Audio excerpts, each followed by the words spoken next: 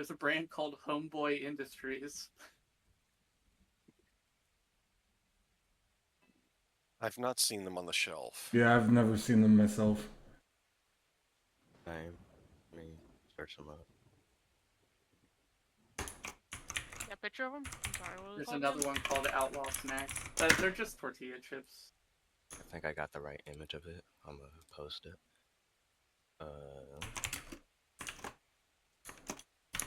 This, right? Yeah, Well, They they actually certainly look look kind of delicious. I can't vouch for their salsa, but the chips themselves are actually really good. Homeboy. Yeah, They look so like fancy just for the name to be Homeboy. Los Angeles.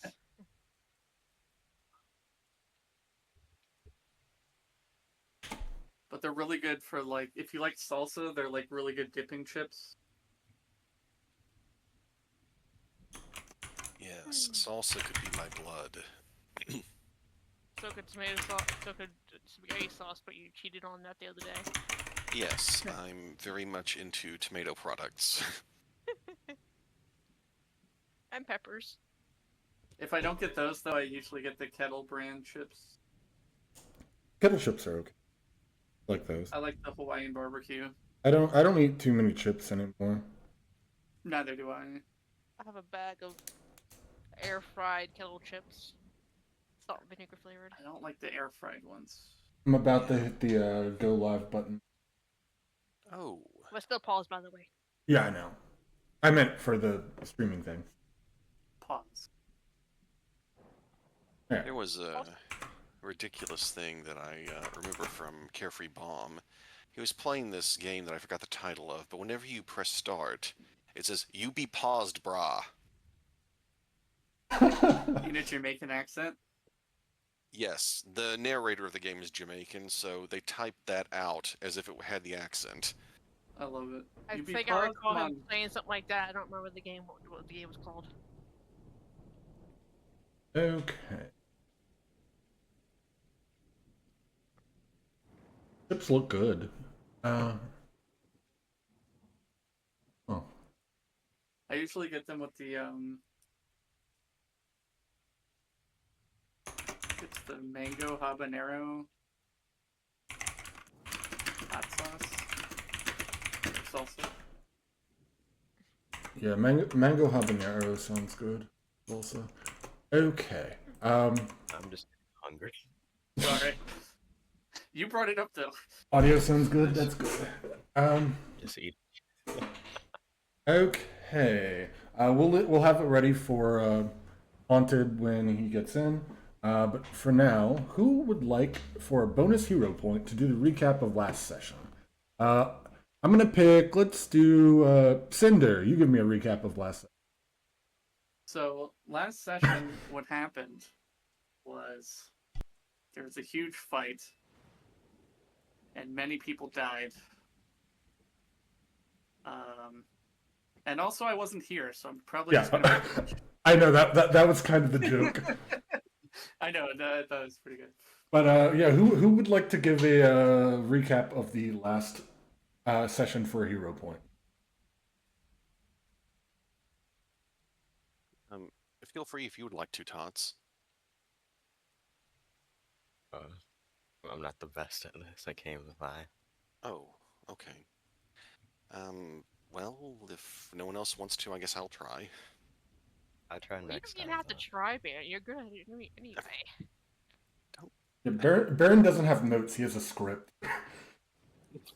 It's not quite that detailed. There are no line references. Anyway, we all arrived at Jamandi Aldori's residence. I'm going to accidentally call it a castle a few times probably, but it's a manor.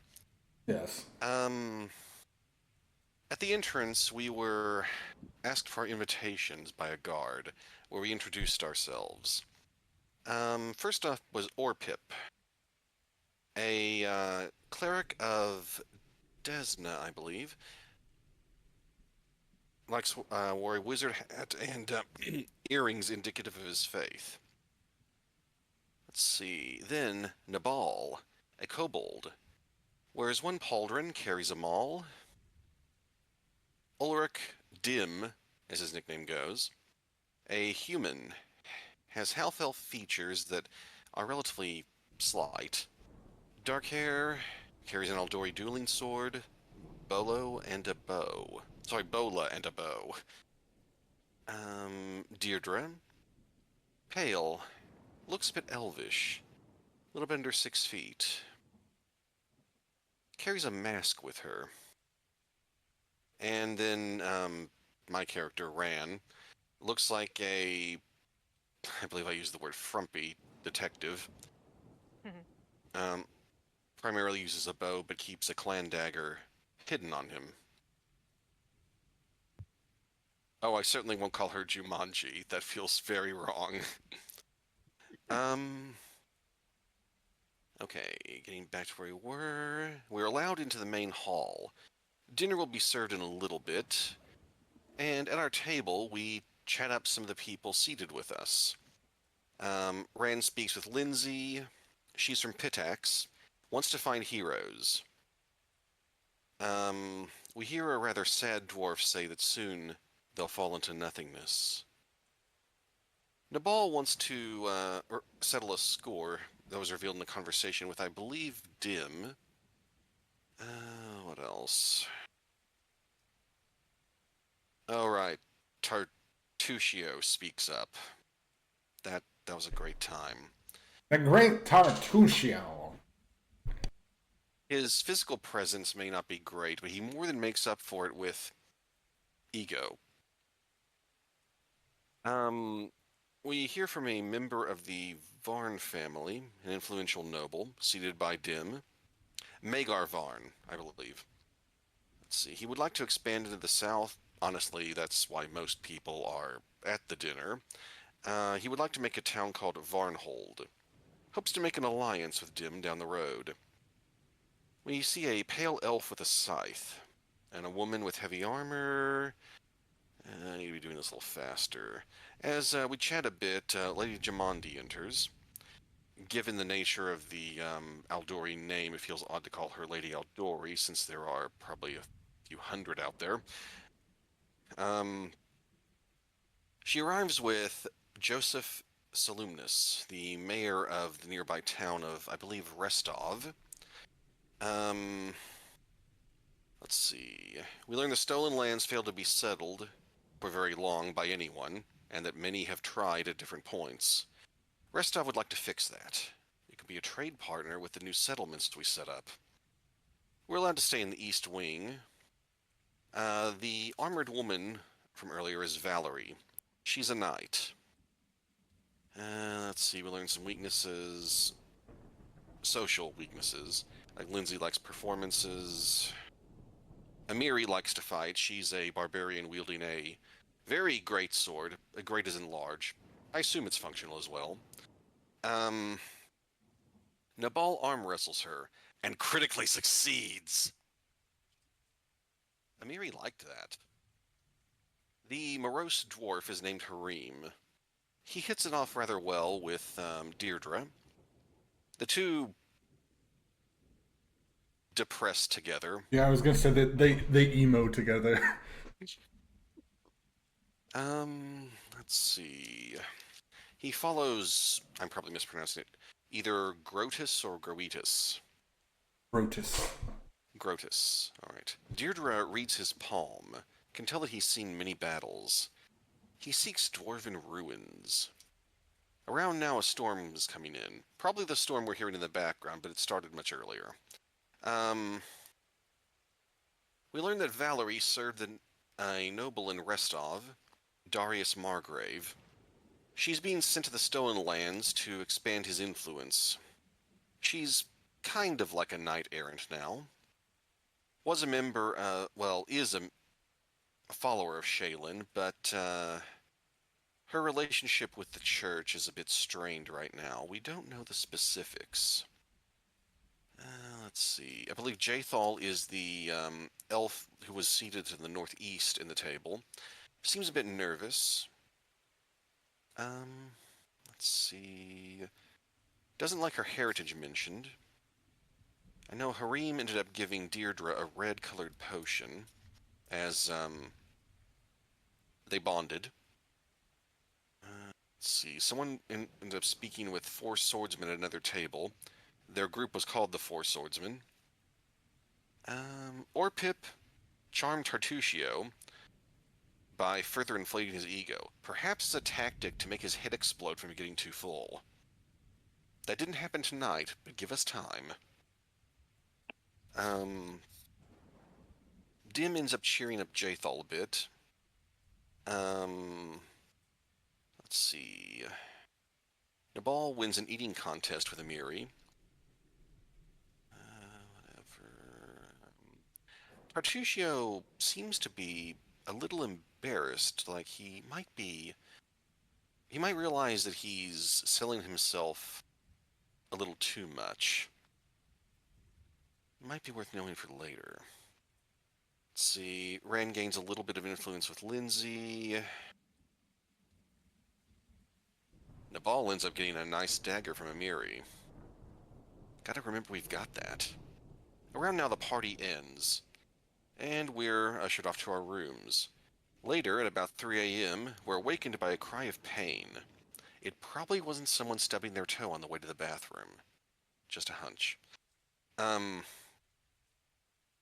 We gear up and step outside, where we find a man in leather with a crossbow patrolling, and his friends. They have teardrop tattoos. Let's see, we suspect this man was from New Stettin. The organization is involved with drugs and abductions. Our swashbuckler and barbarian totally demolish these cutthroats. We find a dead Aldori guard with a healing potion on it. As we systematically search the nearby rooms, there are quite a few bodies inside. Dead ones. Managed to pocket a silver ring from an elf. Sweet. Let's see. Rand starts the case of the unexplained bloodstains, as one room had some blood but no bodies. Where could they have gone? We encounter more cutthroats and a guard into the west. Managed to take these on easily enough. Let's see. As we move into the hallway, we hear a voice coming from the room most of us are currently in.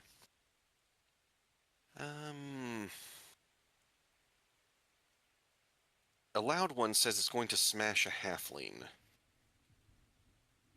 We're concerned that might be Lindsay. We open up and hear Lindsay's voice inside, confirming our suspicions. She has blinded this ogre inside and is taking shelter as best she can. Thankfully, we arrived before things got worse. Takes a little bit for us to put the ogre down, but we do finally kill him, with Nabal doing his best Gallagher impression on the guy's head.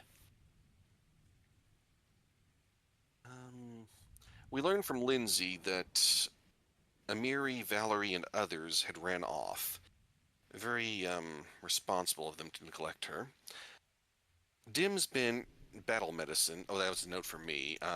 Good. Dim's got the mention about the thing on the token icon, saying that he's immune to battle medicine for an hour. Anyway, that was not really too important. I think that catches us up. Yep, that catches us up. Go ahead and award yourself a hero point. Thing of note, on Dim's thing, the battle medicine immunity says 23 hours remaining instead of an hour when I set it up.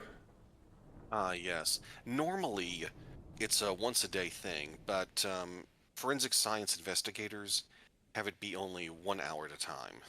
I wonder. I'll have to look at your sheet sometime. I wonder if there's a way that where it has it customized. Yes. Anyway, you pick back up and Lindsay's here. Oh, thank you so much. You're all okay. Oh, wonderful. So yeah, they went off to they wanted to get to the Great Hall because they figured that's where everyone would gather. Oh, yeah, right. We're still paused. I decided to hide in here after they had run off, and there's I don't know if you want to know this, but there's a door behind this bookcase. I was kind of trying to get in there, but it's locked. It's locked, you say? She gestures down this way. So, anyone else curious what's behind that door? I am. Well, does anyone here have any lock-picking skills? I can take a look at it. So go ahead and make me a thievery roll. Are you trained in All right. thievery? Oh, I am. Okay. Let me get the notes so I can find the DC.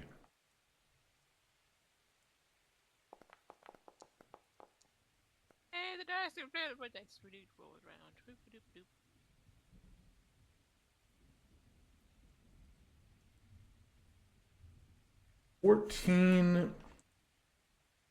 $14.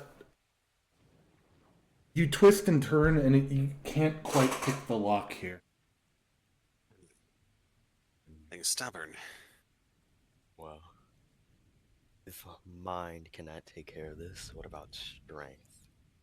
Can I try and kick it? You certainly can. Yeah, give me an athletics. Alright. Me.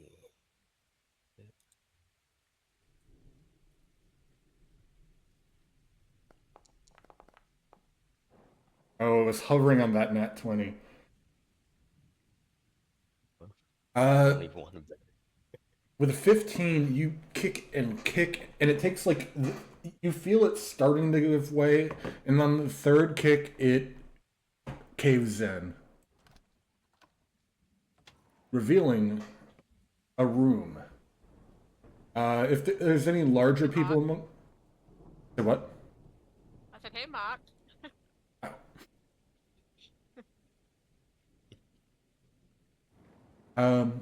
If I finished myself.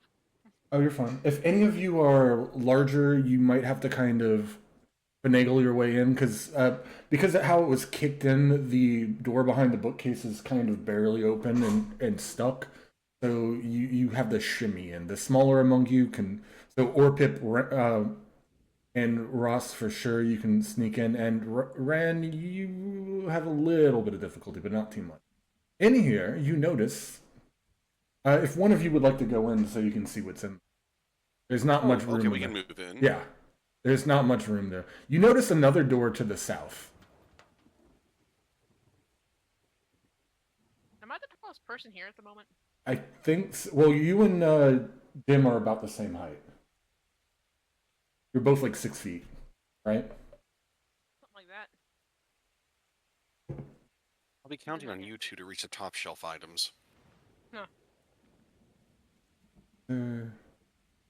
Why is it dark in there? Anyway, what you see in here, let me get you the red box tab. It's a small windowless room containing a large wooden trunk secured with a formidable looking padlock. Watch it to mimic.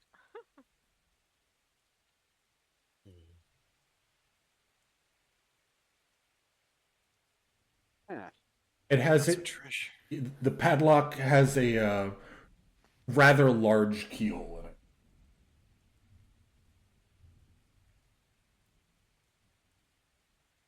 in it. Guys, what do you think we do with the padlock here? Shall we try to crack it, or what? I'll never say no to more loot. Let's try and break it open. Oh. Okay. Or open it by more gentle means. I recommend gentle approaches. Give me a second. Maybe I'll look out this time.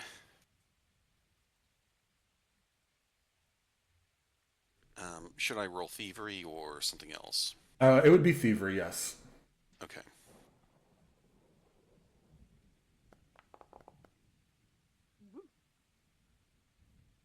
You succeed at this time. maybe out of frustration from the first time, you manage, like, I'm not gonna have this not work this time. You manage to open the lock, and it pops open. Inside, there are 8 small cloth bags with names on them. As you open the bags, each of them contain 100 gold pieces. Wait, if they have names on, who they belong to? Wow. Roll a. All of you can roll me a society roll.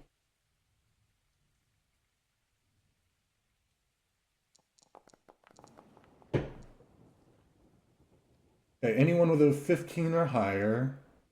Meh. You would remember, at least as you're sifting through here, the names on this match one of the servants who brought out the food for you during the dinner. So you can maybe figure out that these might be their sorted out payment for each of them. Probably not all at once, but sorted for payment for them. Looks like this is payment for the dinner servants. Additionally, you note that there are 2 lesser healing potions in here. They're labeled just like with the guards. It seems like when Damani's kind of a stickler to making sure everything's clean and in order. You also find a mace and a longsword that give off a little bit of a glow to them, with some runes carved into the hilt.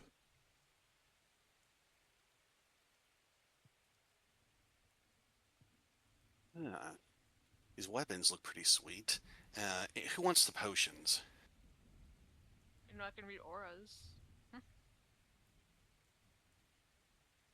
Oh, well, help yourself if you want to look at the weapons. I mean, I can. Which one do you want to look at? Who? I should rephrase myself. Who has an interest in any of these? I prefer swifter stuff, but I mean, if we looked into this, why leave them?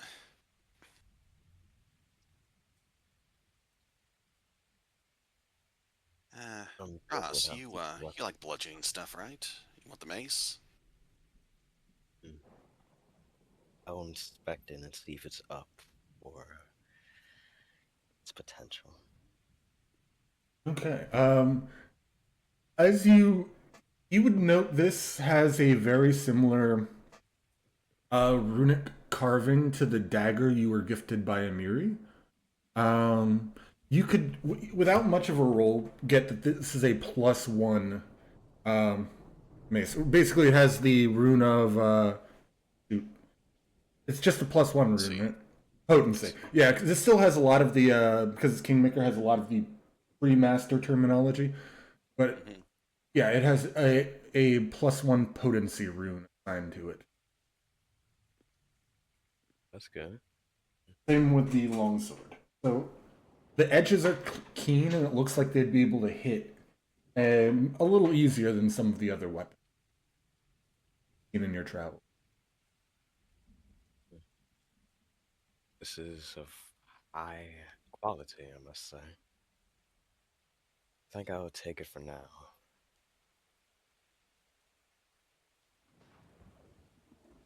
I wonder if Dim might like the sword.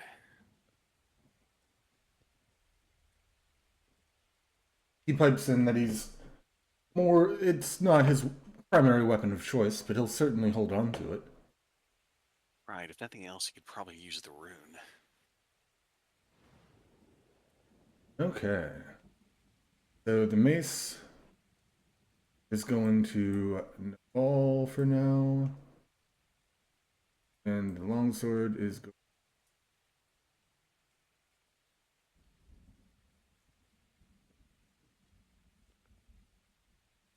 So, Ross, you holding on to a healing potion right now?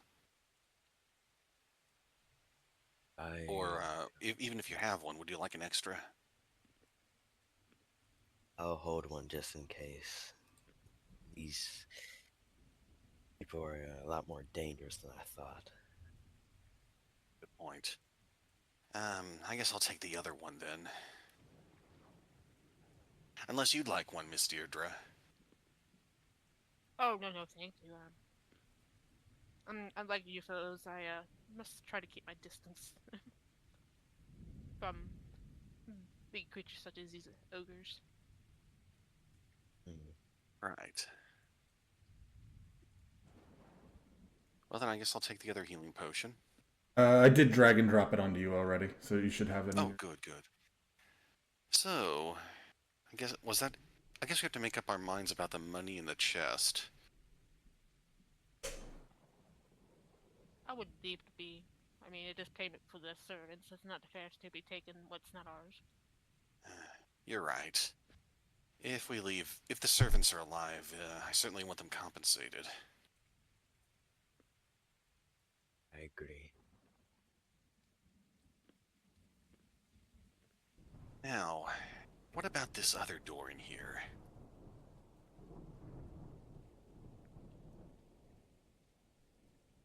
Do you pop it open? I'd like to check the handle to see if it's locked. It is not locked. All right. Anyone opposed to us taking a peek? I have no objections. All right. I open the door and take a look inside.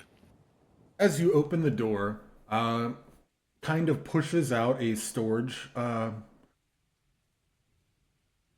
a storage shelf, and you come into a storage room that holds items necessary for running the estate, like excess oil lamps, bed linens, candles, common tools, and crates of supplies.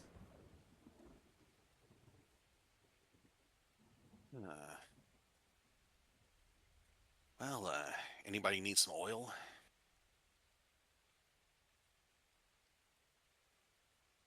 No need for that.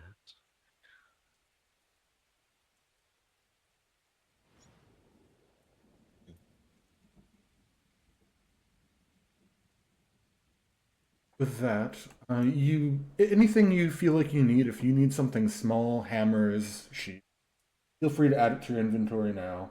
But the only other door in here is a door to the south, and it looks like a very familiar room you saw from a different angle earlier.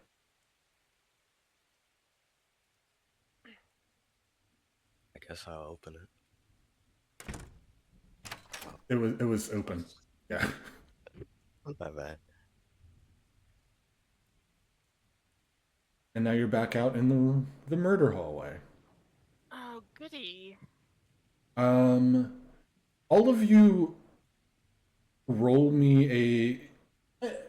This is one that you can just roll. You don't have to make it private. All of you can roll me a perception check. You don't want a perception check? You don't have to be private since everyone can roll it. Oh, I am not doing good tonight. Tell us what you see with your kobold eyes. I was not expecting a nat 20. Well, the bad news is it's not an eye-based thing. It's an ear-based. You hear large breaths being taken. Sounds like somebody's worn out. A rather large individual is worn out in the room to your west. Oh no. One needs our help to the west. They look like they got much longer.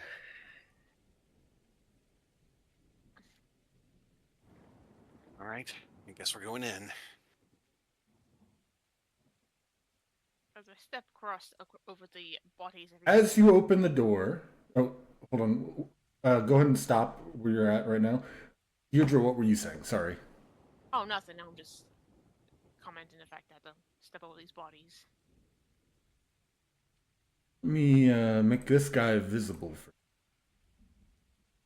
As you see slumped against the wall, a large blue giant. Hold on, Riz.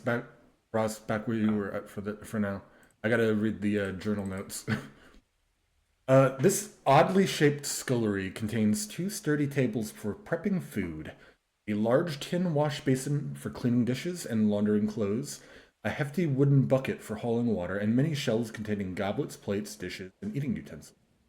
Though the fragile-looking dishes and glassware remain miraculously undamaged, many bloody corpses lay piled in the middle of the...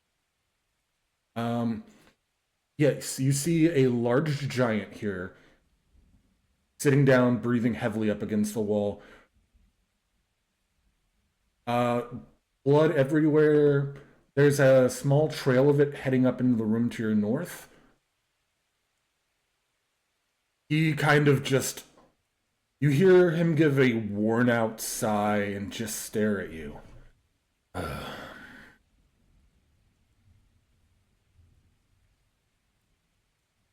Are you friend or foe?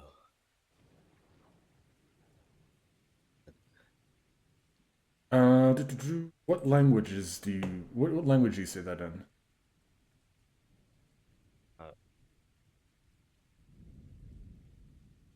Common? Yes, Yeah, common. okay. I don't think Draconic or Elven would work. Okay, cool. More fodder for fighting. You see him slowly start to rise up. He looks very worn down. His left arm is pouring blood, or has a wound that he haphazardly, covered with. It looks like a man's shirt here, and he's using that to try and staunch the bleeding in his left arm. I don't know why I held my right arm when I said that. But he's standing up and is looking at you. And kind of starts cracking his knuckles.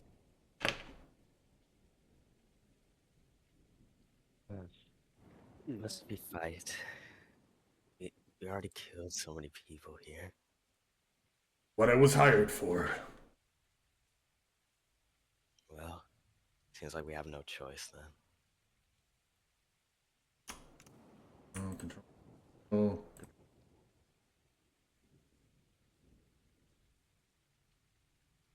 It didn't do it. Okay, there we go. Now, combat state. Okay, can I get initiatives from all of you? Oh. I don't like that. When I click it, it changed the list order. I almost rolled initiative for somebody else that I wasn't planning on.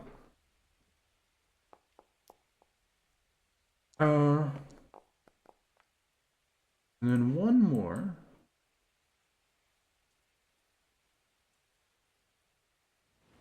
Tom, can you go ahead and roll initiative for me too?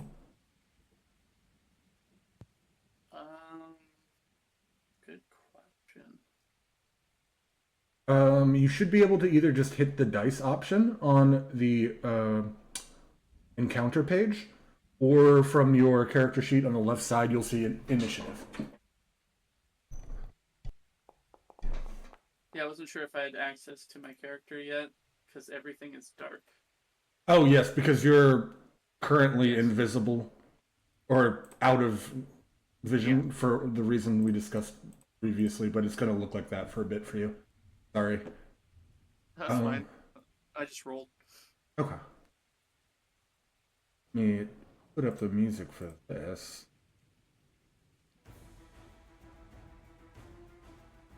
Okay.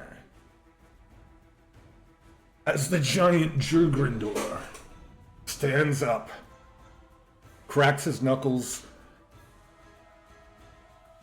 he lumbers over to you, Ross, and then sees the people behind you, but for now he's focused on you since they're the first thing he saw. He cracks his knuckles and goes to swing down at you. Get his sheet up, close that temporarily, and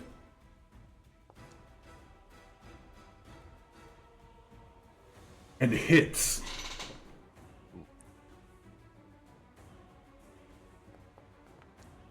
surrender. Oh wow. He rolled max damage for 16 points of damage, Ross, as he slams down on you with or uppercuts you with a fist. Then he's gonna go and try to slam back down on you as his third action. All right. Oh wow. Oh no. I might actually be dead. Oh, I didn't apply the damage to you first. My fault. Well, I don't believe in the take more damage than your max HP insta-death rules, especially at level 1. I think that's really dumb. So you are going to, from the damage, considering your current HP, you're going to be knocked unconscious. And be put into Dying 1. Which I'll take care of. Oh, wait, I shouldn't have hit critical because it's going to do the thing. Yeah, I'm not going to apply that damage because it'll try to do the auto death thing yourself. So, I'll assign status effects.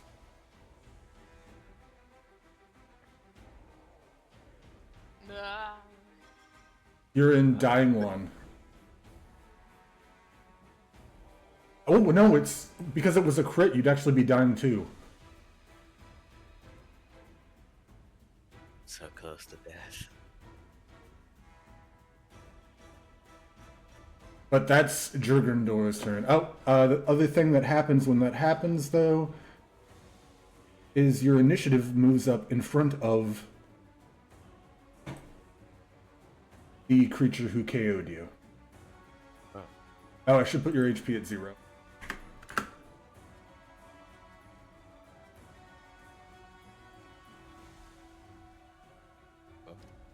Okay, next up is Ron. Oh, I didn't hit begin encounter, my bad. Fight. So fight. Skip turn, skip It's turn. your turn. Make ready. Your turn comes. Okay, I know what I'm doing right off the bat. Trying to fix this dying 2 problem. I would like to use battle medicine on Nabal. Now, let's be sure this rolls right. Certainly hope it does.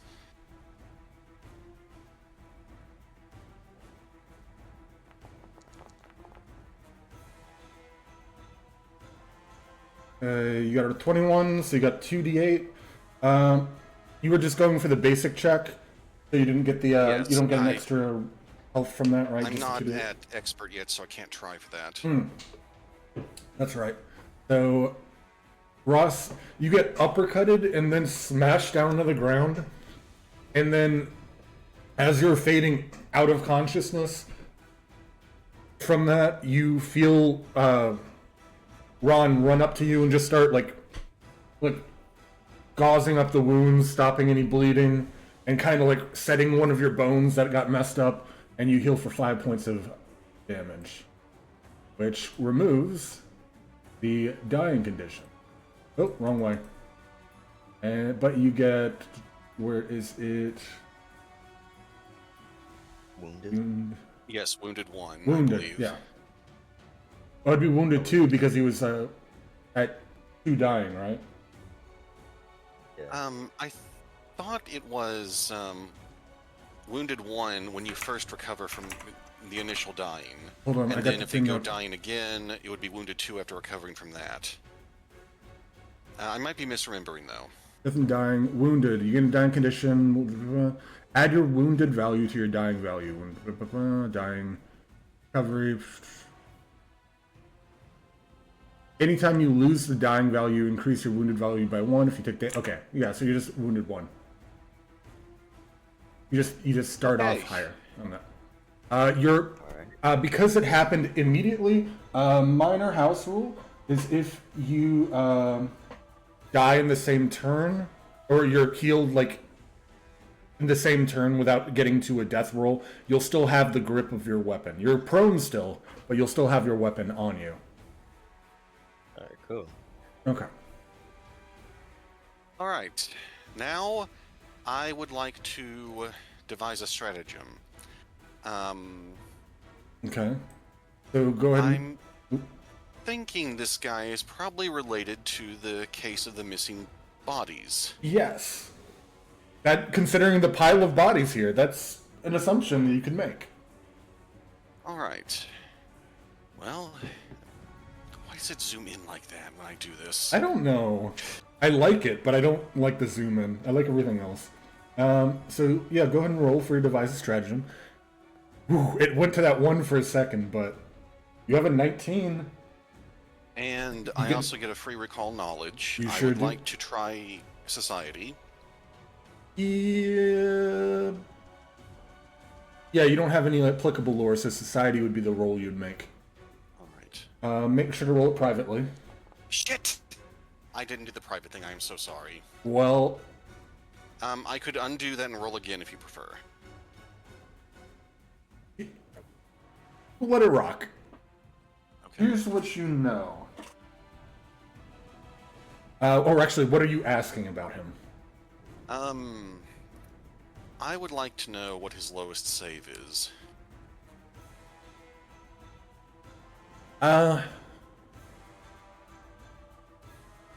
You would get that it looks, just given his energy, the fact that he was sitting down at the door, just like tired and exhausted, that he's starting to reach the edge of his will. So you're thinking his will save might be his. All right, folks. Target his brain. I don't think his will's doing so well. Now, I would like to shoot him. With your devised stratagem? Okay, go ahead and Yes. target him and make that attack. Nice. It's a hit. Sadly, he's got a really high AC, so it wasn't a crit. But you hit him for 4 points of damage, and he kind of staggers. Oh, you're next. Oh, Let me gotta catch me first. do that damage to him. And that was your third action, right? Not quite. Remember, the device was free. Oh, the device is free. Wait, no, device has an action icon there. If the if the target is part of the investigation, Oh, yes. the device is free. That's right, I forgot about that. All good. So yeah, you still So, have an action left. let me see. 5, 10, 15. I duck behind everyone else. And that's my turn. One other thing. So, oh yes. One other thing that should have happened at the end of his turn that I forgot was as he stood up and threw that punch, the binding on his arm wears out, and you start seeing blood splurt out of his arm It again. is your turn. Let me apply the. Where's persistent damage, lead, and saved. Okay. Next up is Orpip's go. Oh no! He gets he excitedly runs up to here and will use a 2-action heal spell on Ross. I'm gonna open Orpip's sheet. At so many sheets, I gotta play 3 people right now. Cast. This is living. I should target. Oh, I had him targeted. Good job, me. Roll healing.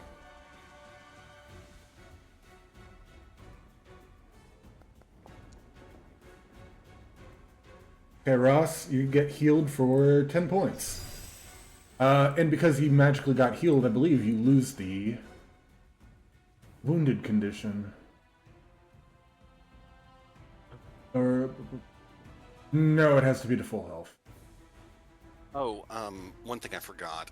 Ross should have the immunity to battle medicine effect. Oh, yeah, I can go back up and drag I'm it not into- able to apply it to him myself. Let me see if I can find it. Yeah, see if you can do that while we move on to the next turn. That's Orpips. Next up is Dim.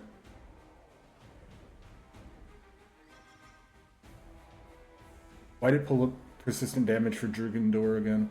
Dim's. Okay, I think you should be able to drag the immune onto you, and that applies it.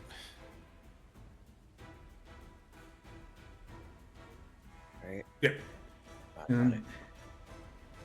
He'll use 2 actions to move up and tumble through this giant. He's going to have to make tumble through, though, which is an acrobatics check. Does he have that as a saved action?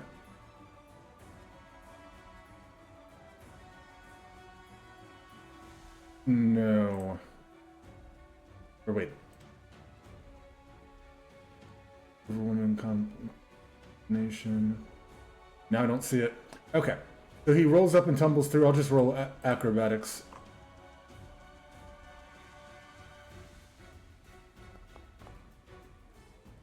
I'm assuming with a 27 that's going to do that. And then he gets panache, which I can't apply from that, so I got to do that from his sheet. Sorry, everyone. No, it's totally understandable. You're juggling a lot right now. Confident finish.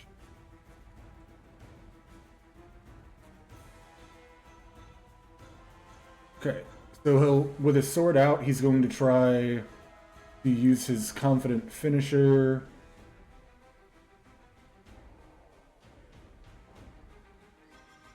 So he gets precise strike damage and extra d6. I'll just do that manually.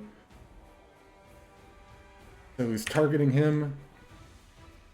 Strike, and that'll be his third. I don't know if it's automatic or not, if the giant would be off guard, given the position of the party, or I anything like that. I don't think it is because he's prone. Oh, good point. But let's see if it applies it. It should automatically apply anything to it. Oh yeah, he's still actually off guard functionally for being flanked. It just doesn't show it as a stat on him because he is only off guard to those 2 people. Okay. So, damage. 8 plus 2 precision. Okay. So he takes 10 points of damage as he tumbles through and the giant turns towards him. He stabs him right in that open wound. The giant's not looking super hot, though.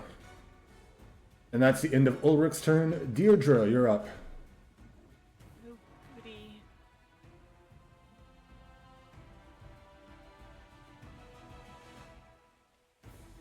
Alright, I think I'll just.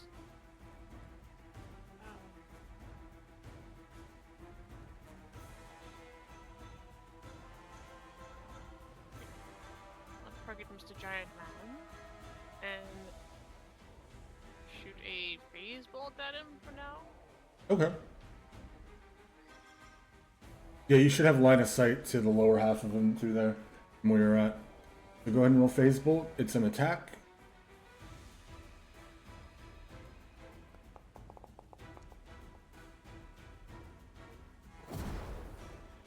That's a hit. Roll that damage.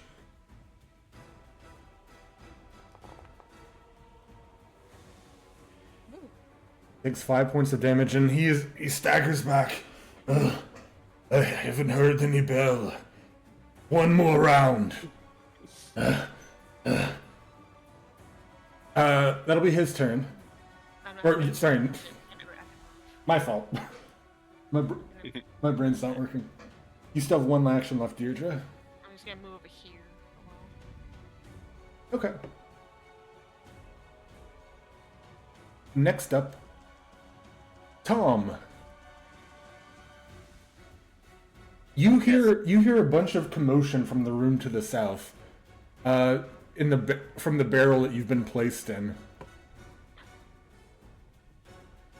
Get placed in a barrel? Yep. Hilarious. I'll make you visible so you should be able to see now. God, freedom. And as you pop out, you notice 3 unconscious individuals directly below you. Okay. I'm gonna move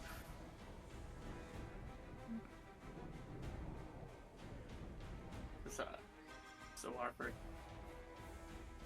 Guess I'll move there. I kind of want to be in the middle of them. It looks like there should be a gap, but there's no actual square there. And you could be here if you want. Just say puts you in the wall. It makes it hard to see. You're fine. Sorry. That's fine. And I am going to use Garden of Healing. Okay, go ahead and hit that. Put that spell effect on, and you get a 10-foot emanation.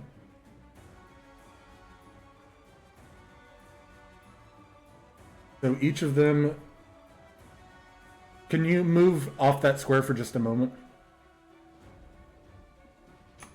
Yeah, I gotta be able to highlight all of them for the healing.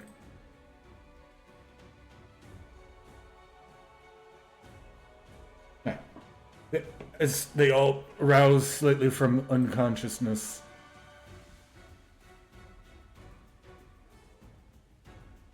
Yeah.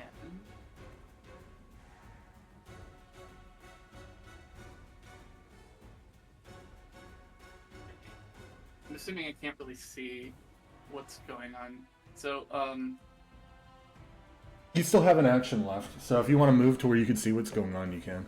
I mean, you can maybe make out a little bit of the downed red kobold here, but as you move down, you see a large giant here fighting with a kobold who is knocked down, and there seems to be a man behind him.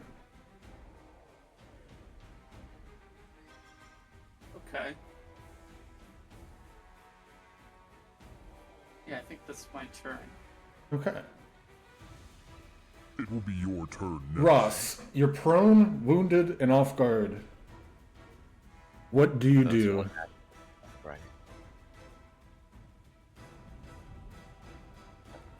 I was damn. And Okay. then, First action is stand up. in my rightful fury, I will rage. Yeah, you have a pretty good right to be angry right now. Then, I'll strike. My mace. You forgot to target him. But that is a miss. Even with the flanking bonus. I'm gonna try again. Yeah. Or, actually, I can't use that.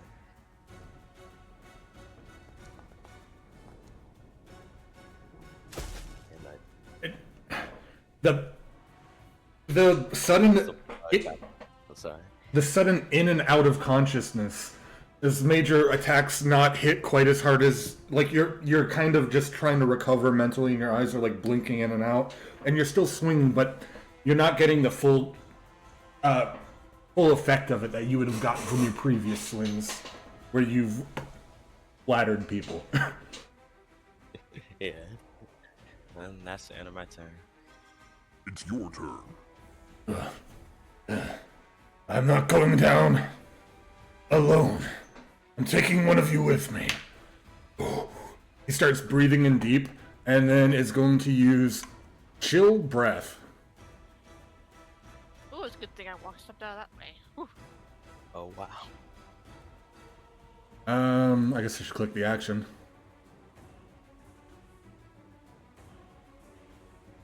Into chat. So, all of you need to make a reflex save. That'd be Orpip and Ross.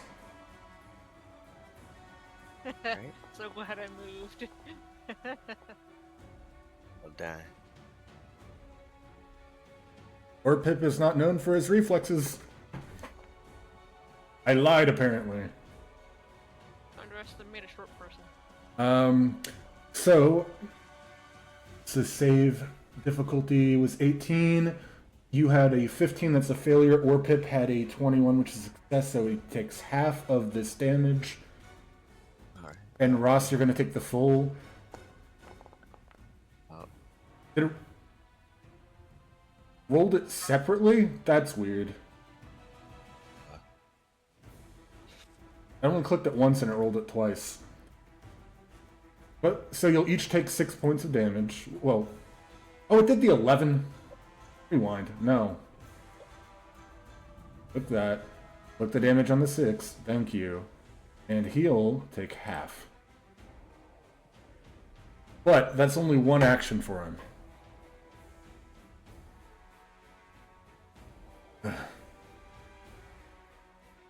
He's going to try and take another swing back at you, Ross, before he's gonna kind of do the if you've ever played Street Fighter and Zangief, do the spinning lariat.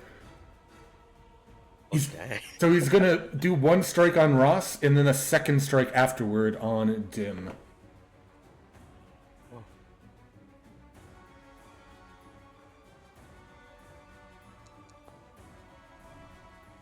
Okay, that's a hit on Ross. And a miss on Dim.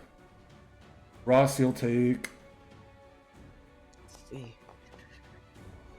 12 points of damage. Like that. Boom. So now this time you're back to dying 2, but it's because of the wounded.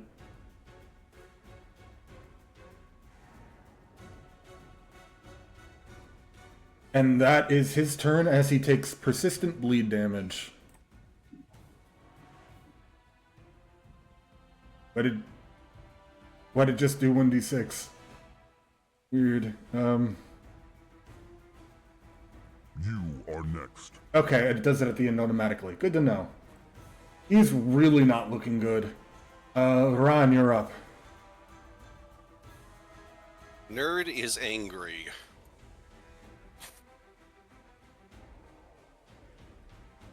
Given that... Okay, I'm going to try for another devise. Mm-hmm. Move that out of the way.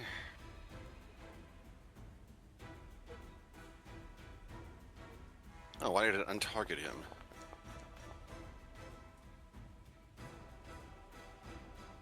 Alright. 14. I am going to attempt to shoot him. Do you want to do another recall knowledge? Oh, right. How could I forget that? Alright,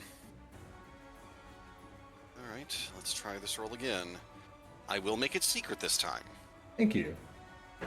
And what's the question you're asking? This time, I'm asking for resistances. You don't think he has any natural resistances? Outside of, just being a hale and hearty fellow? Right, that works. Now, let's take my shot.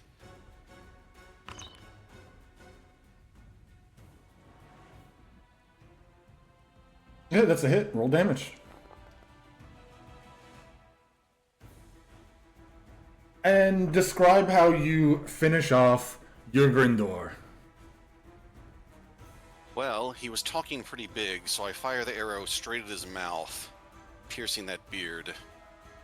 Goes into his mouth and sticks out the back of his throat.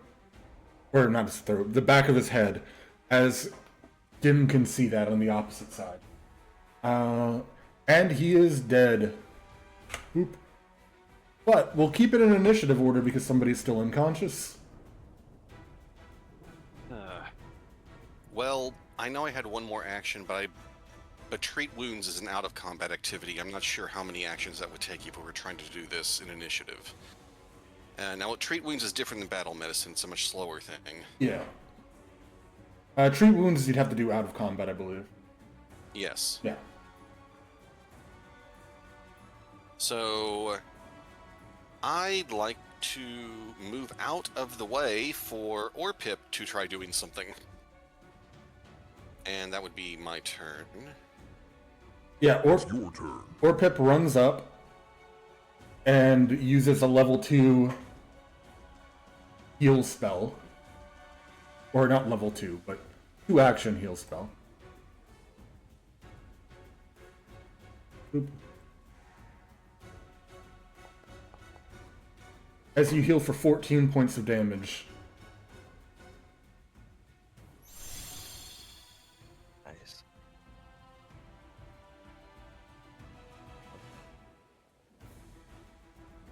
don't think I'm dying anymore. You are no longer. Yeah, I'm getting rid of it. But you're still currently wounded too because you haven't reached full health. And I can turn off the combat music. As you see, while you're down, the giant is also down, Ross.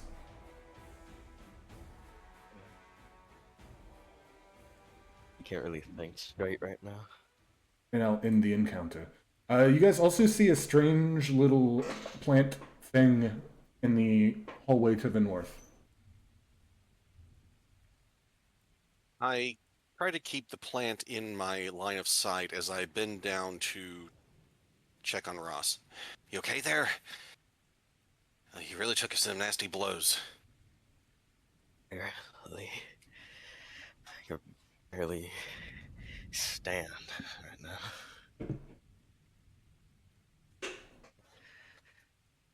I'll try. Just stay calm. We'll get you patched up as best we can. I turn toward the plant. Who are you? I kind of just look back at him curiously, but during this moment, Ross kind of feels like a little vine just kind of tugging him in the direction towards the plant. I guess I panic a little bit. So I don't know your intentions. And I start walking back into the room that I came from. Okay. What are you doing? Can I do treat balloons on Roz? Yeah, go ahead and roll for it. I could do nature roll for that. 13.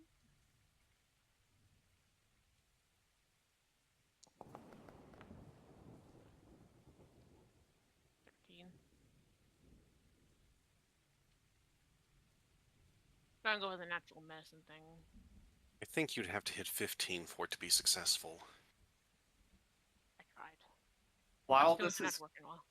while this is going on, you just see like a vine. If anyone's looking in my direction, just kind of like doing a "come here" motion out of the doorway. Can anybody see this vine? Got this weird suspicion the plant wants us to move our patient closer. Ross, I'm gonna give you a hand here. If you want to move over there. I guess you have nothing left to lose, really. It's 5 against 1, I assume. Alright, we're not gonna let him do anything, untoward. Okay, stand up. Get some help.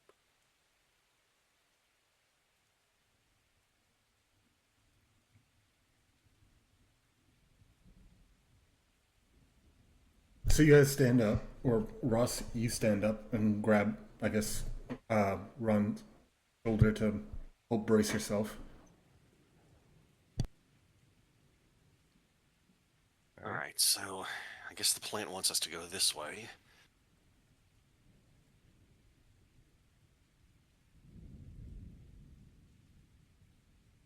And as you're in here, you see the barely conscious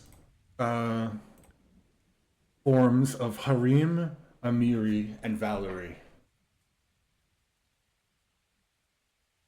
Also, the effects of my Garden of Healing are still going on. So I'd imagine they'd probably see like some minor like plant growths or like flower just happening around me, and it would also be healing the 3 guards as well as, if they're close enough, Ross. Is that the aura you spoke of? Yeah. Ross is within 10 feet functionally, so go ahead and roll me, we'll say at this point, 8 D4s? And they'll heal, everyone will heal by that much here. Right. D4.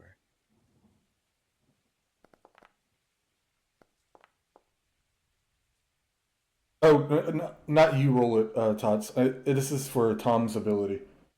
I'm gonna just add it up and then apply that much healing to everyone.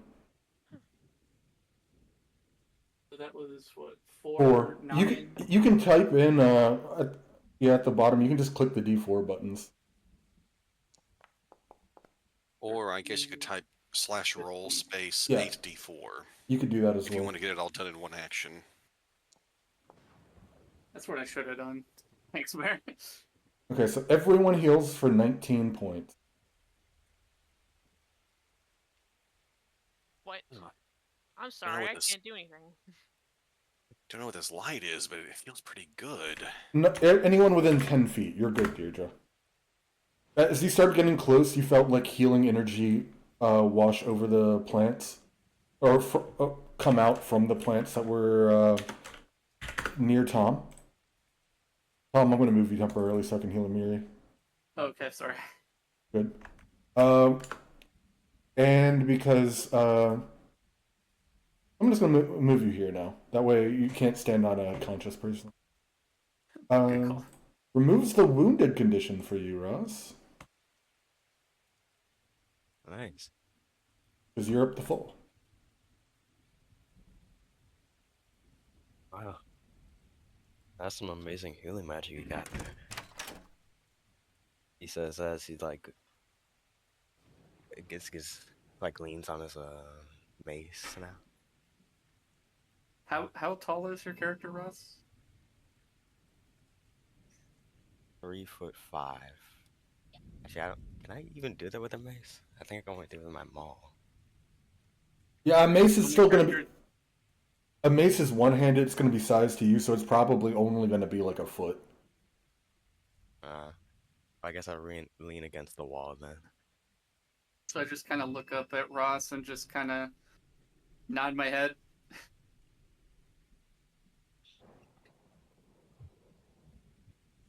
Do you have a name?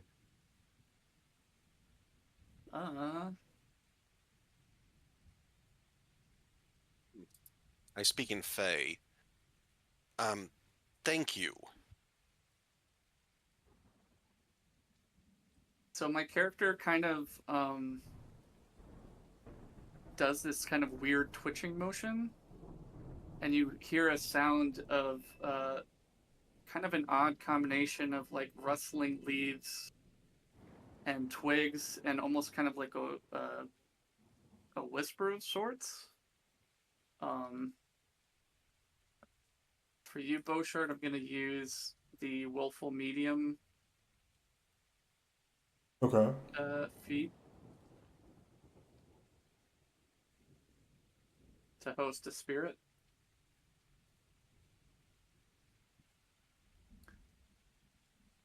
And after doing this, you kind of get the sense of almost like I'm attempting to speak, but can't quite pull it off. Probably because my character doesn't have a mouth. But then I kind of light my lantern and put it on the ground and pull out a dagger that has an inscription in it and kind of hold it up to the light. And on the inscription of the dagger, you just see the word Tom. So, your name's Tom? And looking at you, I nod my head and kind of bobble around a bit as if I just kind of remembered something, and pick a what looks like a small fruit or a berry off my character and hand it to you. Thanks. I take a sniff of the fruit. Baron, to bring back memories. Yes. You hungry, Ross? After the beating you took, I think you probably need something to eat more than me. I am delighted for more food. Yeah.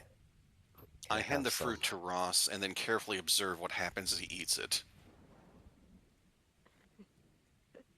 Speaks to mad scientist. Just pop What the a whole roll. thing in my mouth. You feel a little rejuvenated by the berry. Like it's almost the same type of magic that you got healed by a moment ago. Ah, healing berries. That could taste pretty good. He shakes Tom's hand. Well, tries to. See a little vine come out and kind of gently shakes your hands. Thank you. For, I for really needed context, my that. character is about 2 feet tall, so I'm pretty tiny. Oh, Likely not a difficult reach for a kobold. this true.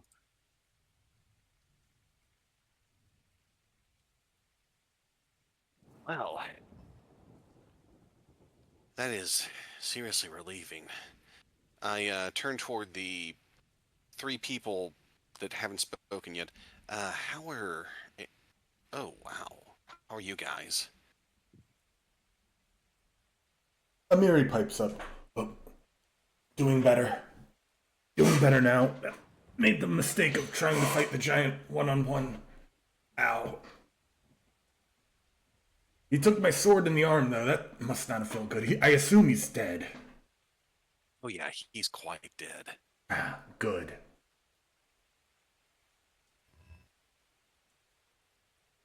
Valerie pipes in. We were trying to make our way to the Great Hall. I figure if there were people still alive, that's where they'd be gathering. Oh, that's good thinking. We found Lindsay in the library nearby. She was having a rough time herself, but she's unharmed.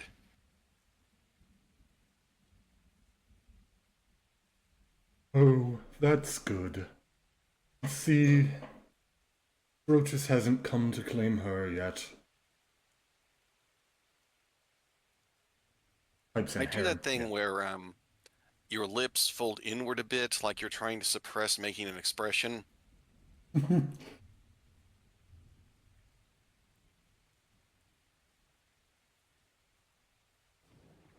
Well, if everything here is fine, maybe we should make our way to the Great Hall. Right, but no splitting up this time, okay? Safety in numbers. All right, for now, but if I see a good fight, I'm charging after it. I roll my eyes. Okay.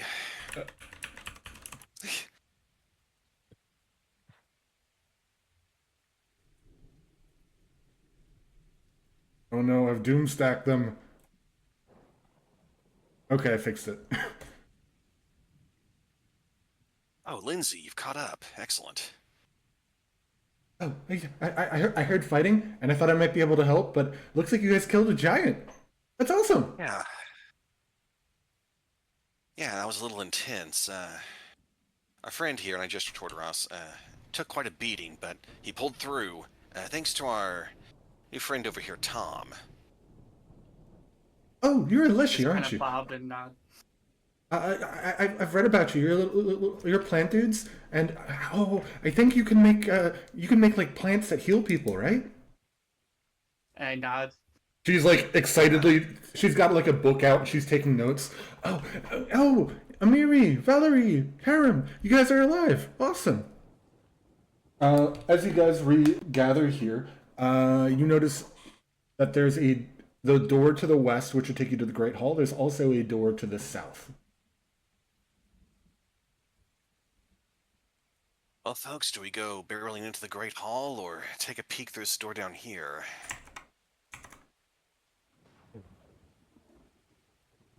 I'm not sure this time, considering that I almost died from my brash decision. I'll let you take the lead. All right. I'd like to give a listen at the door to the south, if possible. Yeah, roll me a private perception roll. All right. Or to me, you know what I mean. Yes. Invisible one. But I mean, what are the odds there's another giant right through this? With that, you take a listen and you don't hear heavy labored breathing from a giant. Well, pretty quiet. All right, Ross, just stand back, but not to discount your ability, but you gave me a scare there. I'll move up and take a peek. Oh, sorry, I was going to click it open. We clicked at the same time. Okay, this is the washroom. Here you notice a room that holds a few large wash tubs along with some folding screens that provide a modicum of privacy for the few chamber pots. A small brass oil lamp on the ceiling sheds plenty of light and fills the small room with a thick scent of cinnamon. Looks like it's just a washroom. As you get in, you say that, but with a roll that you had previously showed me, what is this? Secret door to area A13. You see right here a hidden door to another room. No, wait, this looks suspicious. Hey, there's another hidden door over here. What? Hidden door. Yeah, this Jamandi lady is a woman of mystery.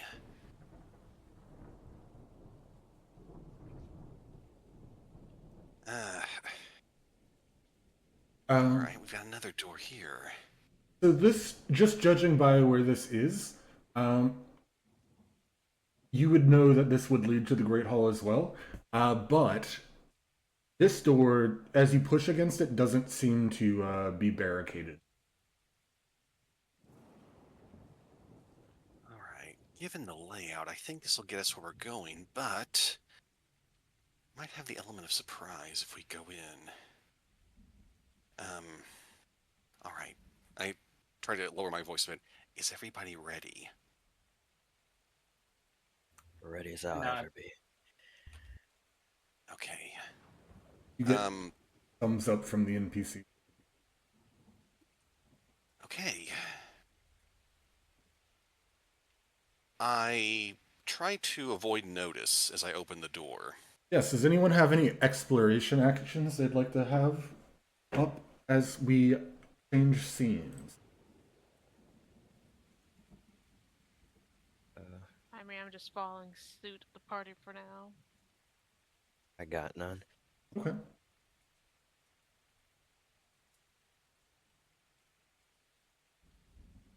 Oh, wait, that's right. I gotta reload the old scene. I forgot I have to manually copy. All is darkness. I have to manually copy paste you over. Hold on. Damn it, I'm in another barrel. And shift. Shift. Shift. Shift. Shift. Control copy.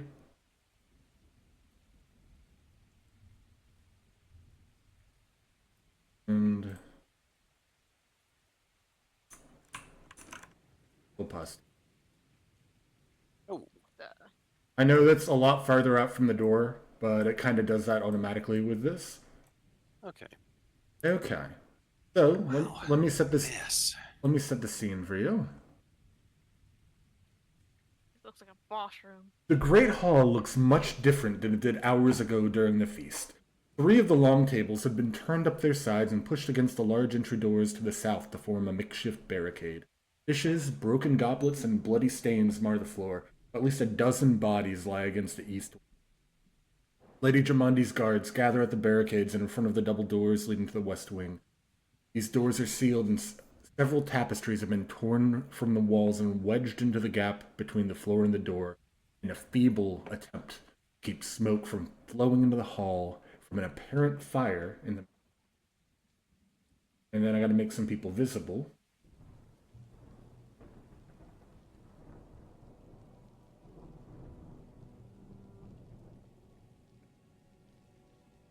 Hey, toggle that for all?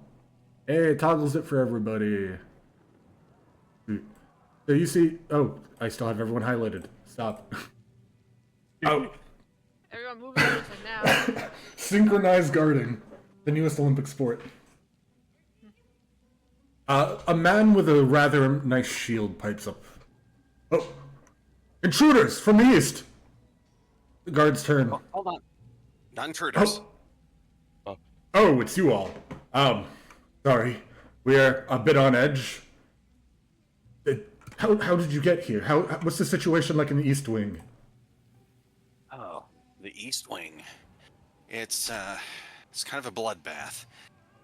Outside our rooms, we found some, I believe, Black Tier assassins. Some of the other rooms had plenty of dead guests in it, and we ran across an ogre and a giant. Oh, the giant. Yes. He murdered probably half dozen of my men before we were able to get through here and block it off. He's dealt with? Yeah, he's certainly dead. So is the ogre. Oh, excellent. Well. Oh. So, how familiar are you with the situation, with what's going on? Not completely clueless, but talk to me as if I am, please. Well, seems there are armed mercenaries here. The hall was attacked by several giants and mercenaries. They divvied up. The guards went with Lady Jamandi to the West Wing to try and lure them there and fight them off in a more confined area where their numbers would prove less advantageous. But she told us to remain here to tend to the fallen and the wounded and to eventually recover the East Wing.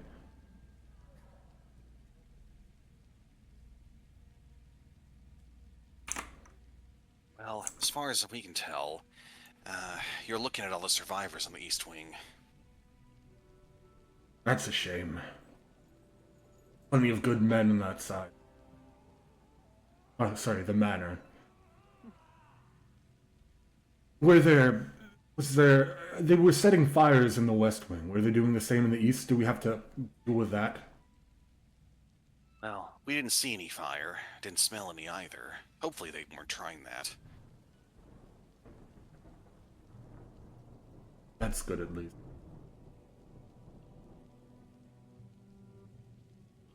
So what are the plans for all of you? Well, folks, what do you think we should do next?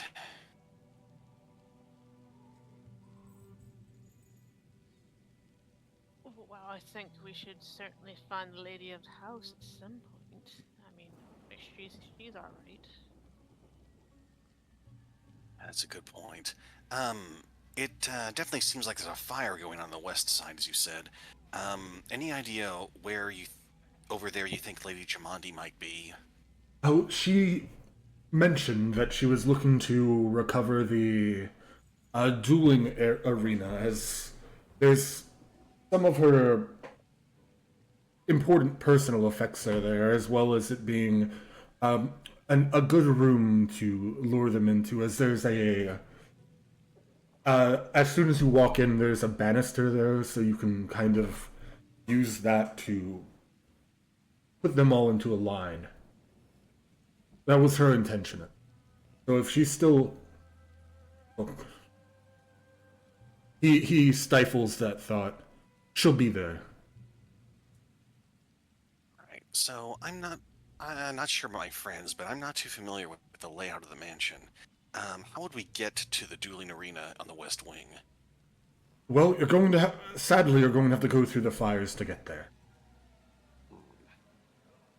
Luckily, it won't spread to here, as while the rooms have plenty of things that serve as good kindling, the floors of the hallway itself are pure stones.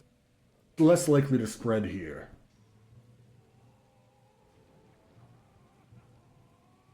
Alright, so, is the arena more to the northern side of the West Wing or the southern? Let me pull up that scene so I can give you a more accurate description, because he would. Well, the hallway kind of snakes to the north a bit, but then it's the furthest west room once you reach the end of the hallway and then go into the next. It's the farthest west room in this building. Furthest west. Understood. So would you advise we head out through the northwest door or some that are closer to the middle of the west wall? Oh well, I'm afraid you can't go through the north. That is, it's. So he points to it. You would see this. It's a down portcullis like the ones in the previous hallway. Oh, okay. By your room, like you're talking about up here. Yes. Yes, that is down with a portcullis. All right then. So either the double doors. I can't quite tell. Are they barricaded heavily enough that we couldn't get through? They're barricaded from this side to stop people from coming in. So you just have to spend like conveniently maybe 10 minutes if you want to refocus and or do 10-minute activities. You'd have to spend about 10 minutes to move the barricade out of. All right. Well, ladies and gentlemen, would you mind if we get on that, move it, and then proceed to find Lady Jamandi? Oh, go ahead. We'll stay here to protect in case anyone comes up through the main doors. Thank you. That's reassuring. Orpip pipes yeah, in that he wants to stay and help tend to the wounded here. Fallen. That's a smart move, Orpip. I can already tell you're a pretty accomplished medic yourself. You're in good hands. Amiri's super excited just on the thought that somebody could be big enough to break through that door and she could have a good fight on her hands. Glad someone's having fun tonight. Well, I look at Tom and Deirdre. If you two need to do some refocusing or any other hocus pocus stuff, now's a good time. Okay. See Tom just gradually get still, like a petrified plant. It's disturbing enough when humans do that. Is he dead? No, it's a caster thing. They're kind of recharging power or something like that. I don't understand. I don't really have any magic. By the way, how are you feeling? I know you've been healed a fair bit, but any injuries remaining? None that's too important. I will fight if necessary. Well, I can take a moment to try to patch you up further if needed. Probably needed for some other wounded, as he points to like all the wounded people. Oh, well, I'll leave them to Orpip. I guess we can start working on this barrier. And you guys start dismantling the barrier. Lindsay is singing the songs of the bravery of you all fighting off the ogre in the eastern wing. So, as you go through to the western wing, I know it only lasts for a turn, but you'll have that courageous anthem up for the first turn in the western wing. So if you want to drag and drop that onto your character, you can. She plays the extended version. Yeah.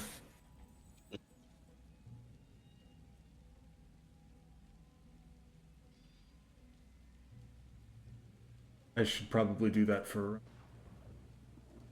Oop. I'll go ahead and do that for... There you go. And Tom as well. Oh, yes, sorry. He's on the table, so I didn't see him. No one Trying to sees blend him. in with where the fruit used to be. Yes. Okay. I know it's a bit early, but considering we're changing scenes to something major, and I'd rather not do it in the middle of the scene, I feel like this is a good spot for our 5-minute, 10-minute break. Alrighty. I'm gonna go and use the bathroom. Same. I'll I'll be to right it back. myself. Sounds good. To anything inside of it.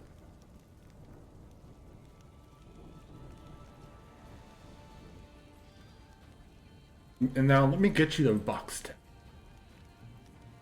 This wide hallway is filled with billowing smoke. Further ahead on either side of the hall, several open doorways are illuminated by flickering flames.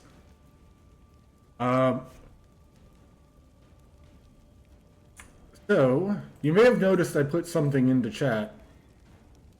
Mm-hmm. Fire. Now, interesting thing is this is what is known as a hazard in the game. Functionally a trap. It has its own set of mechanics that will happen every turn, so you guys are going to be in initiative. So please roll me an initiative roll. Oh shoot, I forgot to turn back from the stream mode. In-game mode. Woo! So everyone moved into a flaming room. Is what you guys missed. Pause. Sorry. Ooh, natural 20. Oh, I gotta roll for dim, that's right.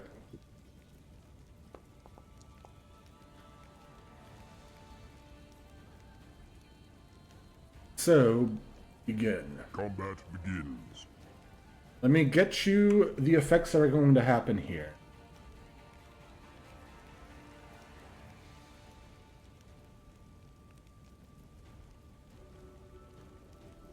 So, you start your turn in the hallway. I'm going to need a fortitude save.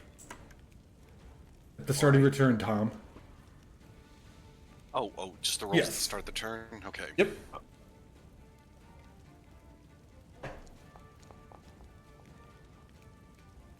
So if 15 is a failure, and you are sickened 1.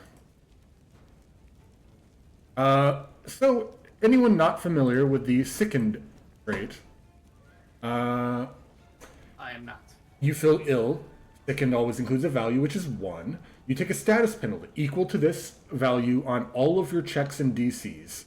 And you also cannot willingly ingest anything, including elixirs and potions while sickened.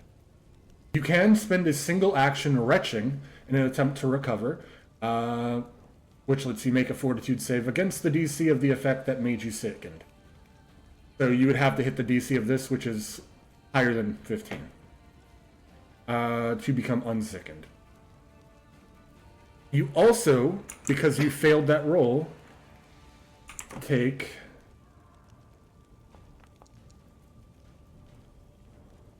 4 points of flavorless damage.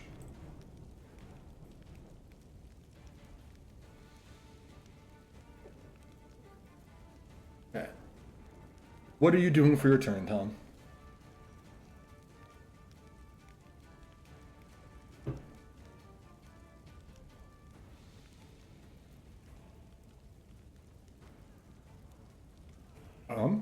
I'm gonna use.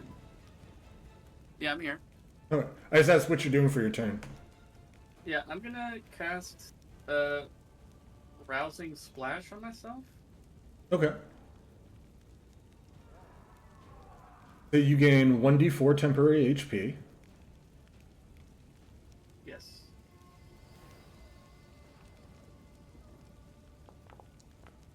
Two. And you gotta drag the spell effect onto your thing for that. Hey, I rolled the same roll. And you have that little little blue health bar. Yeah, for that one you have to do the thing first, because otherwise it's health. And you still have an action remaining. I will retch, I guess. So before you do that, I'm going to explain that this effect is going to happen every turn. Well, does it stack? No, you're only going to be... Well, if you critically fail, it'll be sickened 2 instead of sickened 1. But it does not... The number does not go higher in this. Okay.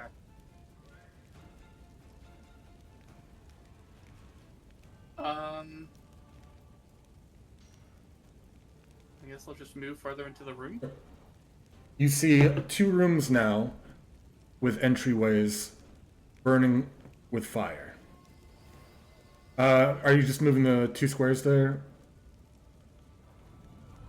Or are you striding your now, up your yeah. speed? Okay. So that's the end of your turn.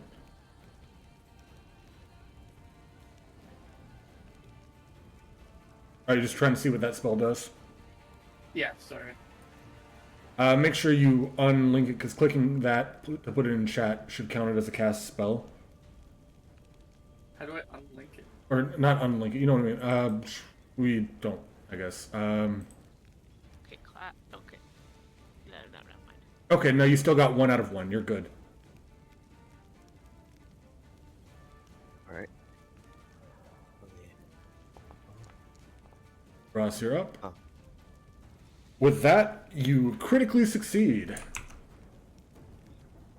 You take it in, you cough a little bit, but you're fine. Short enough to avoid Yeah. smoke. Let me set a fire. Alright. Oh. I'll go ahead and move.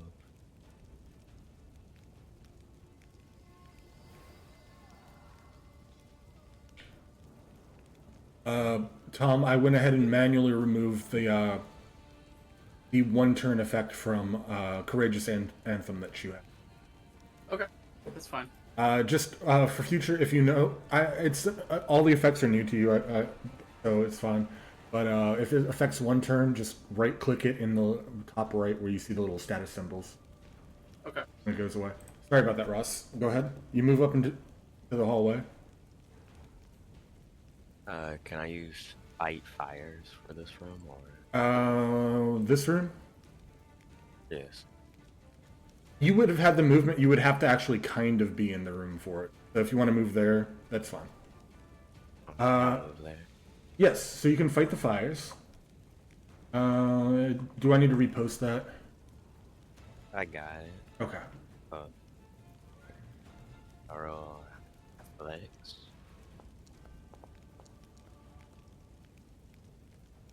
Ooh. Don't forget, you all have hero point.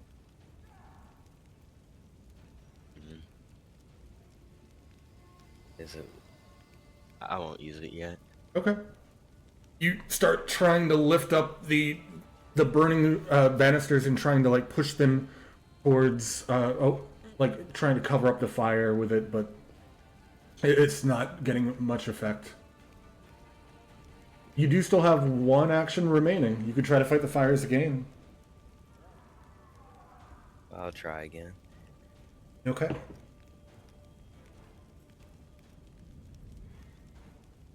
Fight the fires. Getting bad luck on those rolls for that. All my luck came into the initiative. Okay. Ron, you're So up. end of my Oh, sorry. no, that's just the end of it.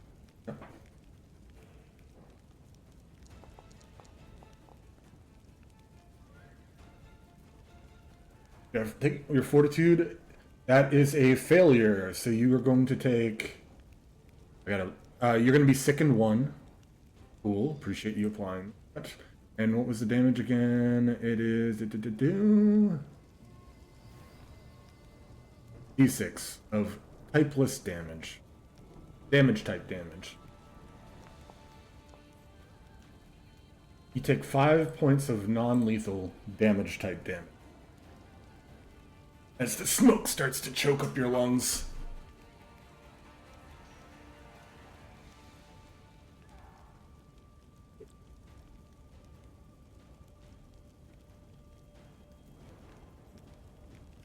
Ron, Baron, I can't hear you. If you might be muted. Oh, sorry, I forgot the mic was muted. And I was even Hey, doing a there's fake him. cough. Sorry. Hey guys, so sorry. I totally forgot. My bad. Oh, you're good. We got it open. We got it open for you, man. You guys are in a burning hallway right now. You missed out. You missed out on the giant though. On the what? frost giant. Oh. You missed out on that. You did tumble through and stab him once. Yeah. Well, good to know. Whoever was controlling my character was doing that thing. I didn't know how to apply all the effects and like where they were at on the sheet, but I was just like, okay, roll. I know you have panache, so I applied the thing. But yes, Ryan. Awesome, thank you. Oh, you're welcome. Am I close enough to try fighting the fire? Yes, if you're in the hallway, you're good. You'll start taking damage if you get to the center of the room. But I'll also make the DC low. Maybe give you a status bonus if you're closer to the. So risk and reward. Risk, huh? Well, all right. Okay. Let's see, that'd be. Would this be considered close to the center? Yes, you're a square away from it. Okay. You're good. So you'll get a +1. Some other thing, so it doesn't conflict with the status one from the Courageous Anthem. Okay.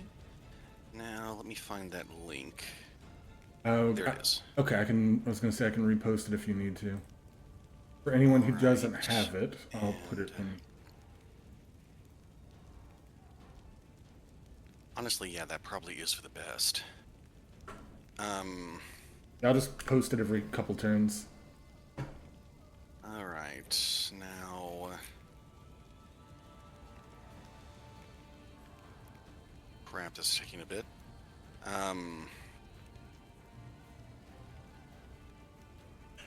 I will attempt this. Recall knowledge about fire. Is fire hot?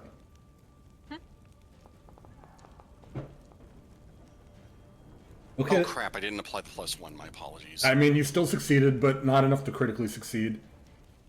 Okay. What are you doing to fight the fires?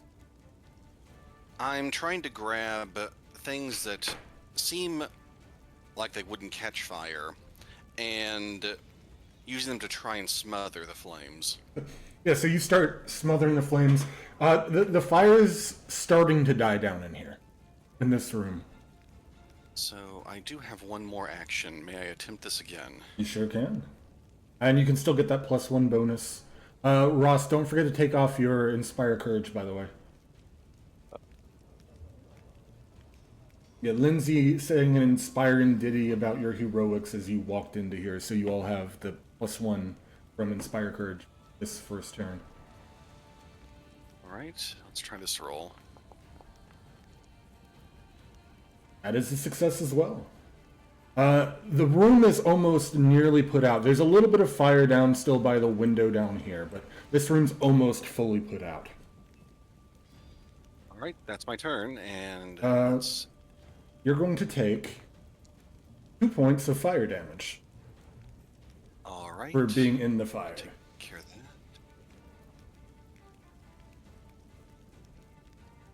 that. Okay, next up, Dim. Are you in the game properly?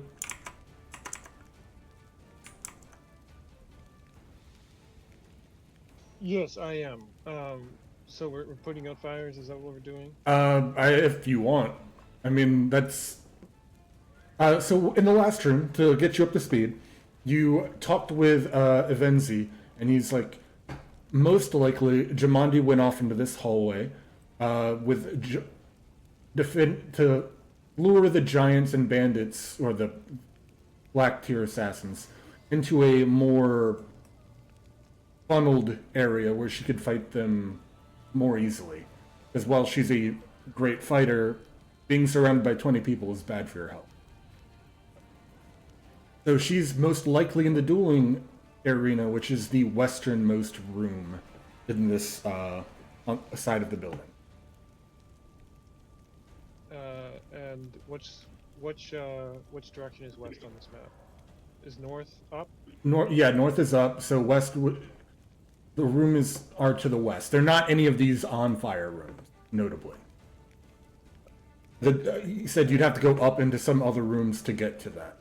Then I would try to get. So we saw Jamandi. We saw the assassins. And No, so we that were was... safer. That was relayed to you that Jamandi went off to this side by the lieutenant in the previous room. Ah, then I am going. I mean, the priority for me would be to find Jamandi. Why are we putting out fires? What was the logic for that, or just to do it? The room is filled with smoke and you can't see clearly. Okay, so they're just putting them out because it's a good thing to do. Yes. Okay. And I don't know, there could be survivors in these rooms you don't fully know yet. I mean, it doesn't look like it in the first 2 rooms. Alright, well, I'll take a look over here. Stride twice. Okay, you stride twice, but at the start of your turn, I need you to make a fortitude save for the smoke filling your lungs. Okay.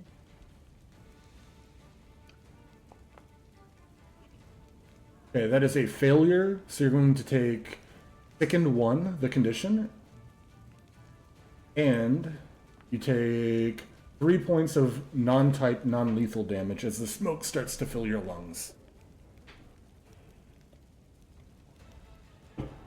Alright, and then can I see anything up here? Or do I learn anything from heading down this way? You don't see anything in this room here, or the room across from it other than the fire. You see doors at the very end of the hallway up here. Okay, then I'll keep striding. Okay, so you stride up to the door. Yep, and I know I can't open Yeah, them, good but luck right here. That's I'll the put best. my ear to the door. If I can hear or something.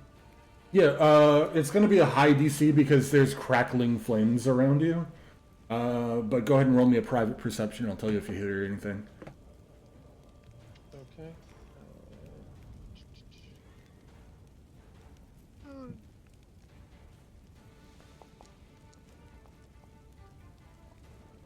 The sound of fire makes it really hard to hear much of anything. Gotcha. Alright. That's it for them. Deirdre, you're up. I guess I have to roll fortitude. see Yes, if I can please. choke down stuff.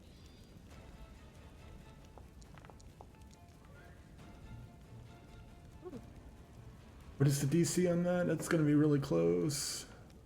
Is it 15? No, 15's the fight fire DC.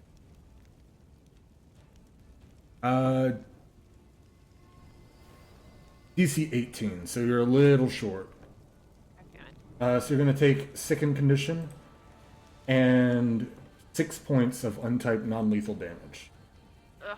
Well, you could go half my health right there. Jeez.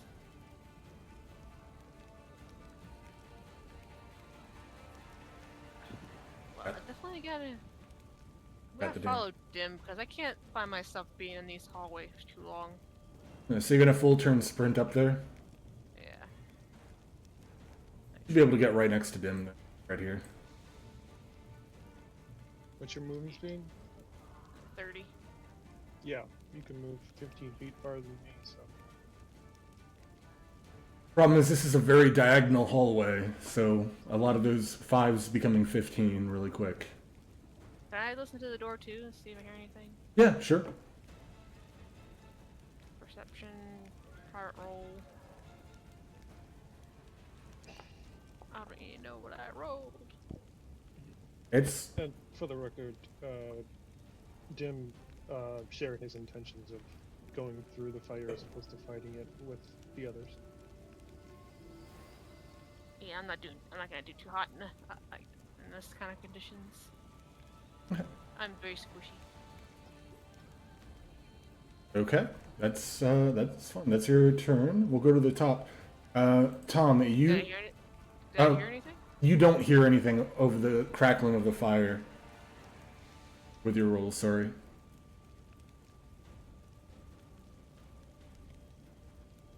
Tom, you're sickened. Can you make me another save? Yeah. What Fortitude. Sorry. fortitude? DC is 18. Dim and Deirdre, don't forget to take off your bardic inspiration. Sorry, your inspired. 19. 24 is a success, so you're still sickened, but you're not going to take any damage this turn. Okay. If I spend all my turn on movement with a movement at 25, is that how far can I go? So, if you do this, let's see. If you the second on the very left, your measurement controls. Do you see that on the toolbar there? If you click that, hover, and then what you should do is click U. Yeah. Then you go to measure distance. Sorry, it's third option on the token controls. I gave you the wrong info. Sorry, an easier way is if you just click on your token and hit control and then measure out and then hit space. Yeah. My fault. I accidentally moved you doing that. So you move 10 of your first 25 there if you want. That's 25 to get to that.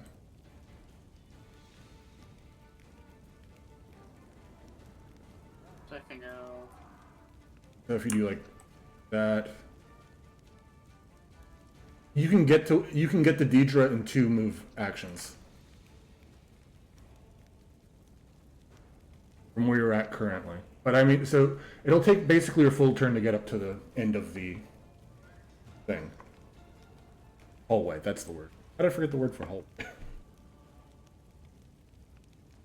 don't know. Corridor, hallway. Like stuck on the measurement though. How do I get out of it? You gotta token controls, and then you gotta hit the square box that says select tokens. Now you can control yourself.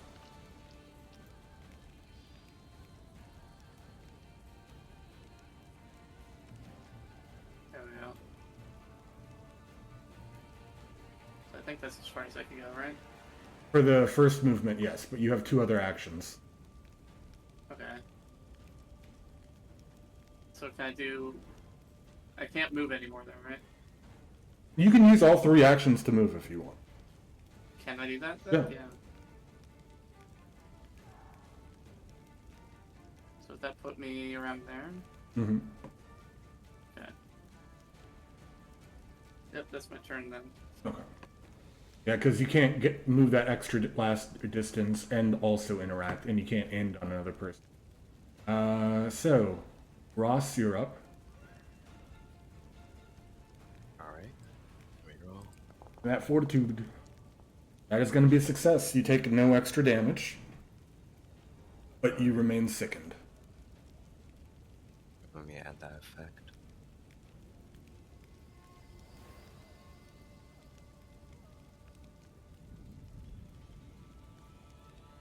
Yep.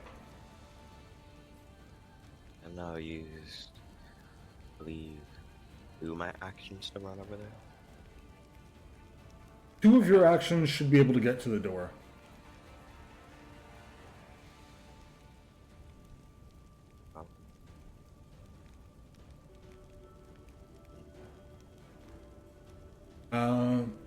So you can say you're at the door now. You want to go ahead and use your last action to open it? Yeah, I'll do that. And just for the sake of it, we'll put you 1 square into the room. Yeah.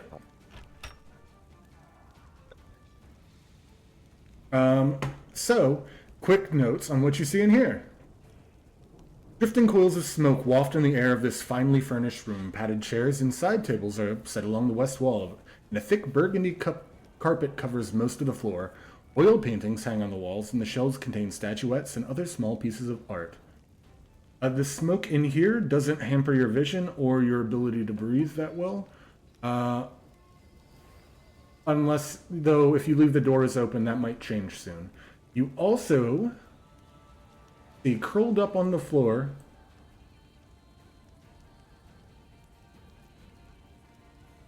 the Great Tartuccio.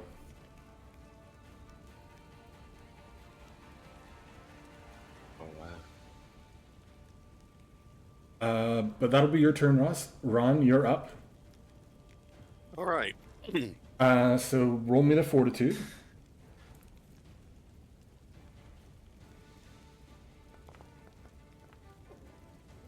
Oh no, That is a critical fail. So you are So sickened. that'd be sickened 2, correct? Sickened 2. And let me see if the damage increases on that. Probably doubles. Die in this freaking in this hallway. All alone. So good news, bad You have news. to go back and You don't take damage, but you're going to get, let me just put this little status effect on you. Oh, is it something unique? die. There's no option for non-lethal in this, so we'll just say poison damage. Oh no, untyped. Here we go. Oh, is it persistent? Yep. Oh no. Okay. I'm assuming that covers smoke inhalation. Yeah. You're very sickened, and you are coughing up your lungs. Right.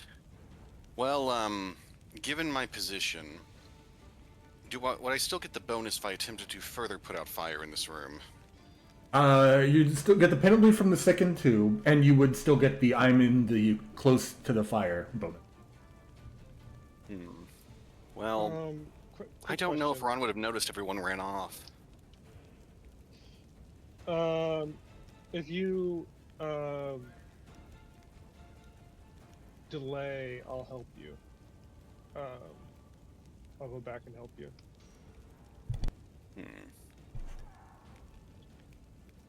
Yeah, I'll flip a coin on something here. Alright.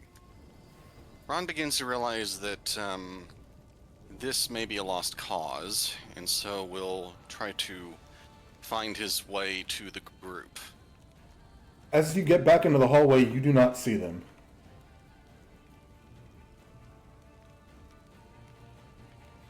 That's 1 turn of movement. 1, 2, 3, 4. It'd be 2. 1, 2, 3. And I believe the first square of diagonal movement is still 5 feet. Correct. So, there. Hey, you see Tom. As you get to, like, Tom. close to the edge of the smoke. Sorry for interrupting that. Okay. Guess we're moving on then.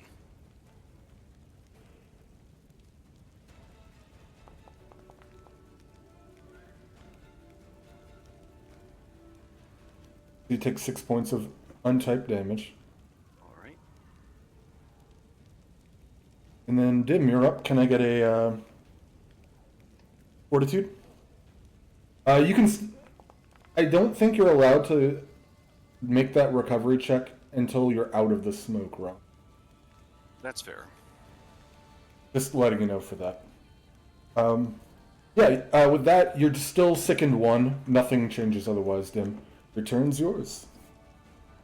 Alright.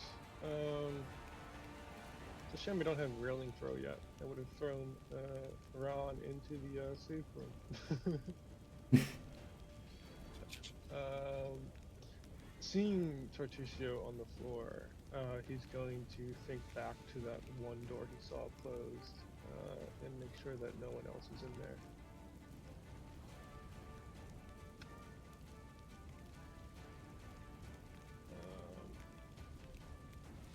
If you're 30, you could be right next to it and open it from the angle. Unfortunately, I have 25 without Yeah. Nash. Yeah, that would be 2 turns and 1 turn to open them. Actually, wait a second. Oh yeah, 2 turns. Well, I don't know. 2 actions, you don't know. So, let me describe this room to you. This room's plain stone walls and polished floor have already become stained with smoke. The far end of the room, atop a stone dais, stands a marble statue of an armored half-elf woman. One of her hands clutches a heavy shield, while the other is clenched into a fist over her heart. As you get in here, roll me a perception.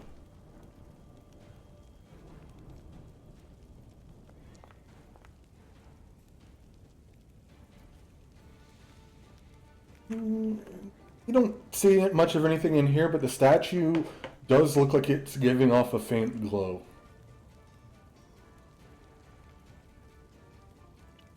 Okay. And unfortunately, that is it for Dim. Deirdre? Fortitude kit, yeah. Yeah, fortitude save, please. Ugh. Ugh. That's a failure, so you're going to take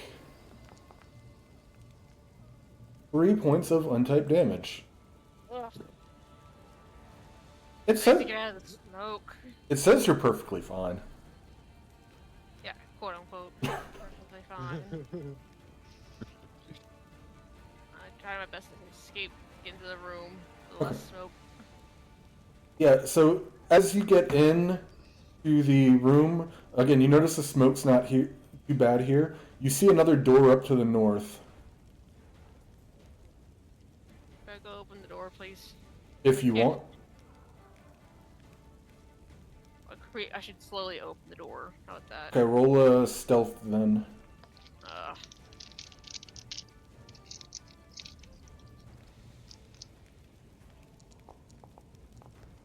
Oh, you failed me rolls. God damn it. You quietly open the door. At least you would have if the hinges weren't in bad shape. And you see at least 2 black tier cutthroats and a very different looking black tier cutthroat.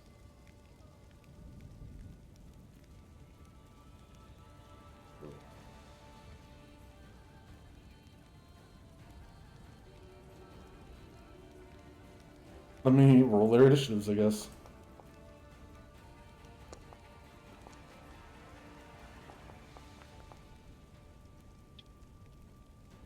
Do you have any actions left, Deirdre? I take it open the door as an action. Yes, interact is an action. I mean, you can interact back to shut the door. I'm gonna shut the door. That's a smart. Yeah, go ahead and click it shut. And is that your 3? I think so. Yeah, move, open, close. Can I, for anyone more familiar with Foundry with me, if I want to roll initiative stuff for somebody but don't want it known that he's in the turn order, is there a way I can do that? Well, when I think Tom if rolled there- initiative, I noticed he didn't show up on my view, so perhaps you can make the target invisible to players and roll. It should work. Yeah, but that's You should. the You issue. have to give them a. You have to give them the undetected condition, I believe. Yeah, but I think that's okay, never mind. I won't do it yet then. Okay, everything's crazy here. Tom, you're up. Oh boy. You are. Are you still in the hallway? Yes. So roll me a fortitude.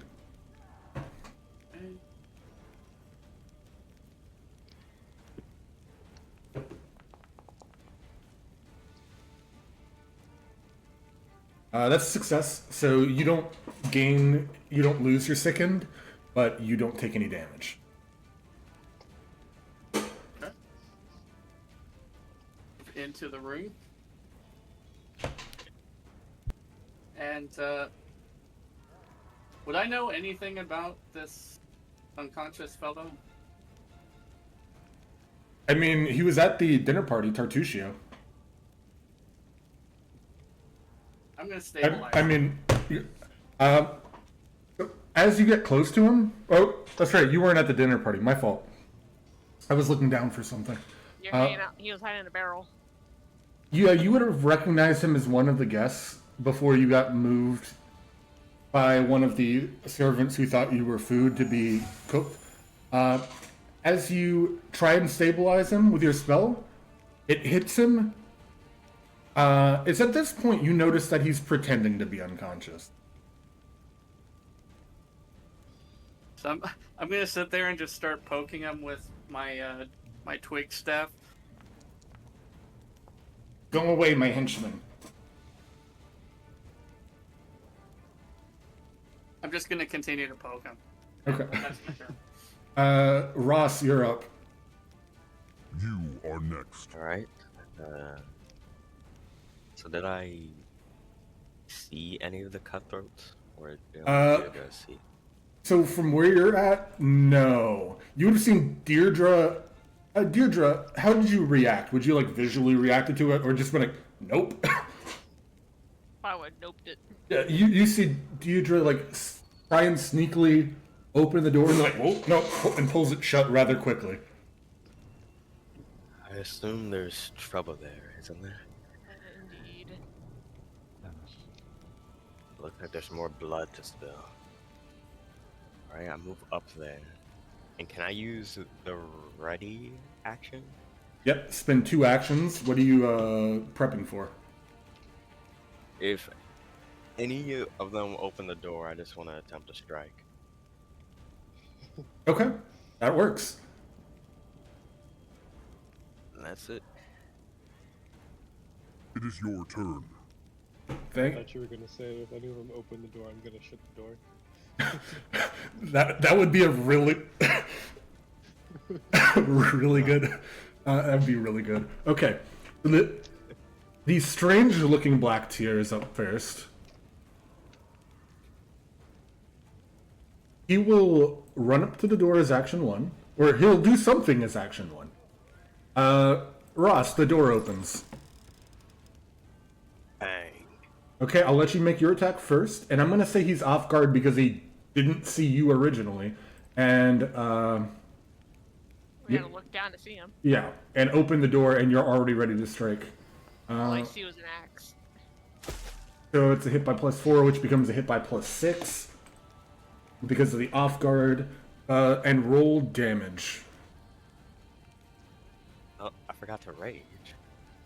Oh. Oh, yeah. So he takes 8 points of damage as you hit him square in the ribs. Are you using? I thought you had like a two. Is that a two-handed weapon or a one-handed weapon? He, It is. in the east side, you guys picked up magical weapons from Lady Jamandi's private stash. Oh, okay. I should switch back to the mall. So, But he still has 1 action left. Would he go for the person who just... Probably for the person who just attacked.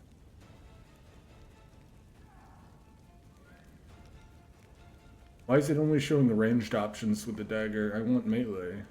Whatever, I'll just hit the thing. For now, he is going to swing on you, Ross. Oh, I can't do that when the thing's up. I have to target you first.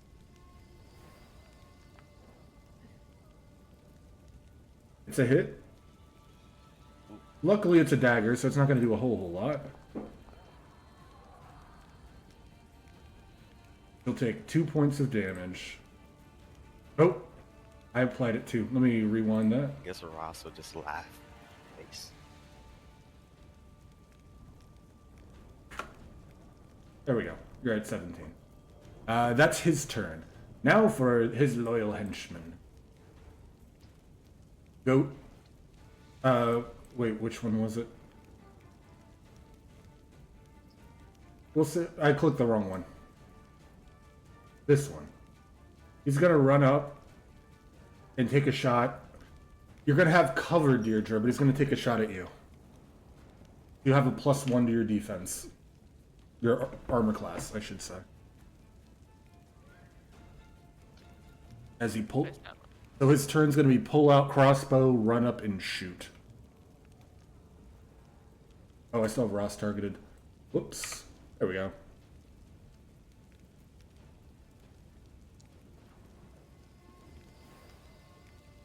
You guys are killing me. I'm literally gonna die. And you'll take 2 points of piercing damage Oh, as an arrow hits you in the side. Yeah, that hit you by 1 before, so it would hit by 0 with the incidental cover of the +1. That's his go. Oh, I forgot to move the It is turn. your turn. It is your turn. Now it's Tartuccio's go. Quit prodding me. What are you? Fine. He stands up and just looks around confused.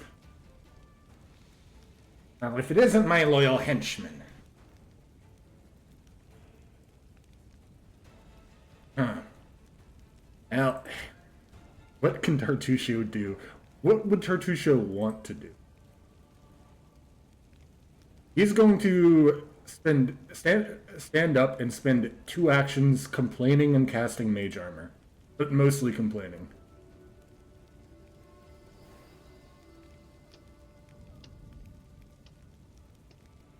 I'm going to change this from the fire, since that seems like the thing you guys care least about right now,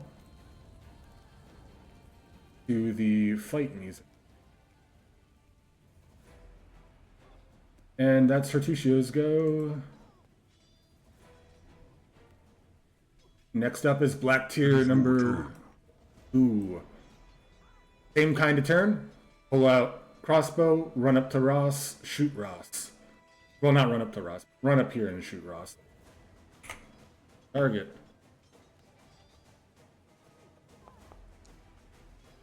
I believe a 12 is a miss. It was a good turn for Black Tier Cutthroat.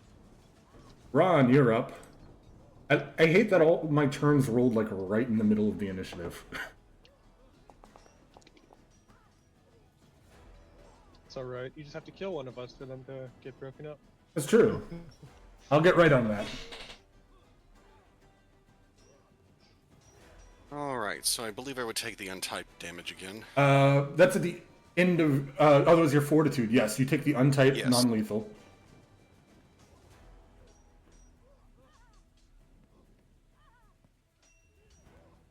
Oh yeah, I gotta roll. What am I doing? I'm used to everything being... Please. I'm used to everything being automated. And that's like the one thing that's not. So you're not feeling super great, Ron. Yeah. Okay. Everyone moved on here. Guess I better do the same. No, wait. Didn't. Okay, so that's 5, 10, 15, 20. Would this be far enough that I can get a breath? You are out of the main area of the smoke, but it is starting to billow in now as turns are progressing into this room. Since the doors are open. Alright. Want, you could shut the doors. Oh, but then I'd lock Dim out. I wouldn't lock him. Well, not really lock him out, but I'd slow his progress getting back here. You can call Dim and prepare to shut the doors once he gets through. Damn. That's Actually, why. that would take 2 actions. Yep. And then you wouldn't be able to retch. And he's taking untyped damage at the end of his turn. I'm going to attempt puking up this smoke, Okay. if I may. Make me a fortitude roll. Okay.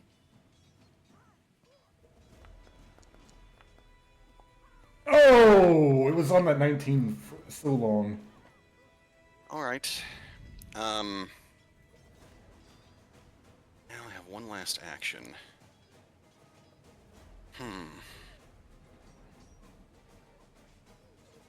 Well, not likely to pull it off, and this is my least lucky move in gaming. I'm going to attempt to use battle medicine on myself. Position. Heal thyself. Watch this be a 1. 50% chance-ish. Nice. How the hell? Nice. This actually worked? Okay, Oh, alright. so plus 10, but at the end of your turn, you take that fun persistent damage, which should happen as soon as you hit end turn. Yes, 1 second, please. Oh, what's the red thing? Can't find animation for untyped. And You can make that recovery check since you're out of the active smoke. And you do. That's good. Okay, Dim, you're up. I need that fortitude save.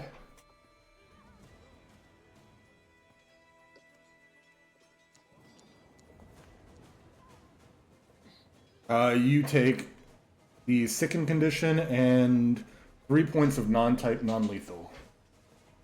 Sicken doesn't stack, correct? No, you are just sicken 1. So that is 45, 50. Actually, I won't go all the way. I'll go to here instead. And then I will shut the doors behind me. Oh, wait, I thought... Why did I think Dim was in the room to the southeast? Was this one. Oh, right. I must have missed the movement. Okay, so we'll shut the doors. Oh, whoops. Sorry. And is that your turn? Yep. Oh, and by the way, is that an actual sword on the ground? It doesn't mention it, I don't think.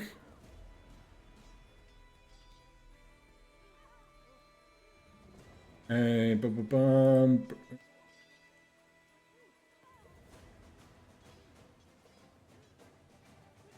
You know, weirdly, it doesn't mention the obvious sword there. You want to grab it? It's functionally, let's call it a scimitar. No, I mean, it's alright. If it's not a dueling sword, I don't want it. I'm an elitist. Okay. Deirdre, you are up. Good news, the doors are shut, so you do not have to make a fortitude roll at the start of your turn. Is this other door still open? To the north, yes. Unless you want to shut it.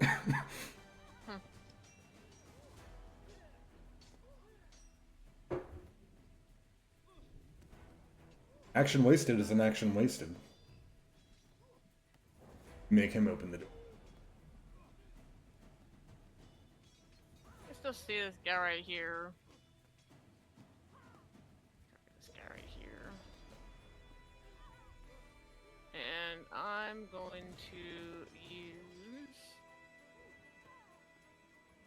I'll use Phase Bolt on him. You're gonna use Phase Bolt? Yeah.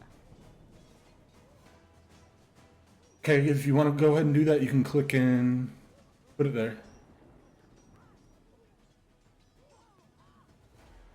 It has the manipulate trait. What?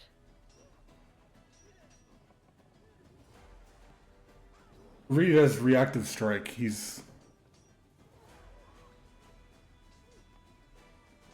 gets to make an attack back on you, but go ahead and roll your Phase Bolt.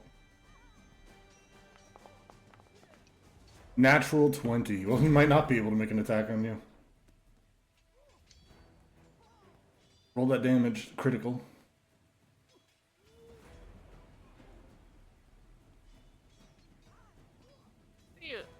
How do you add? Well, if it's just roll damage, just roll the damage and I'll apply it twice. There's an apply option for it.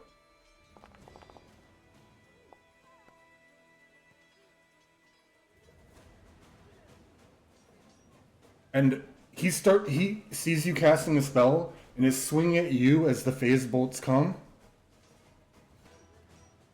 and dies. As the sword gets like right up against your throat, he falls out unconscious.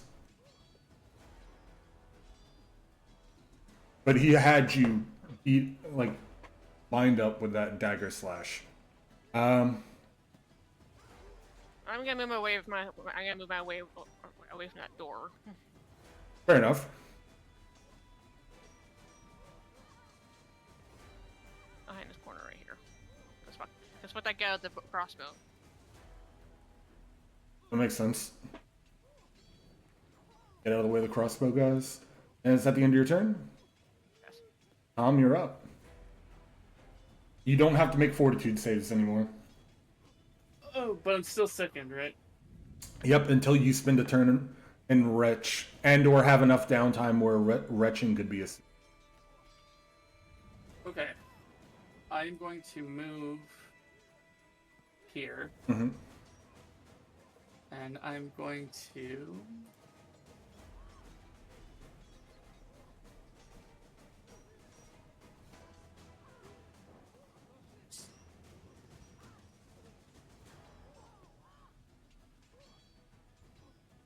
going to cast Rousing Splash.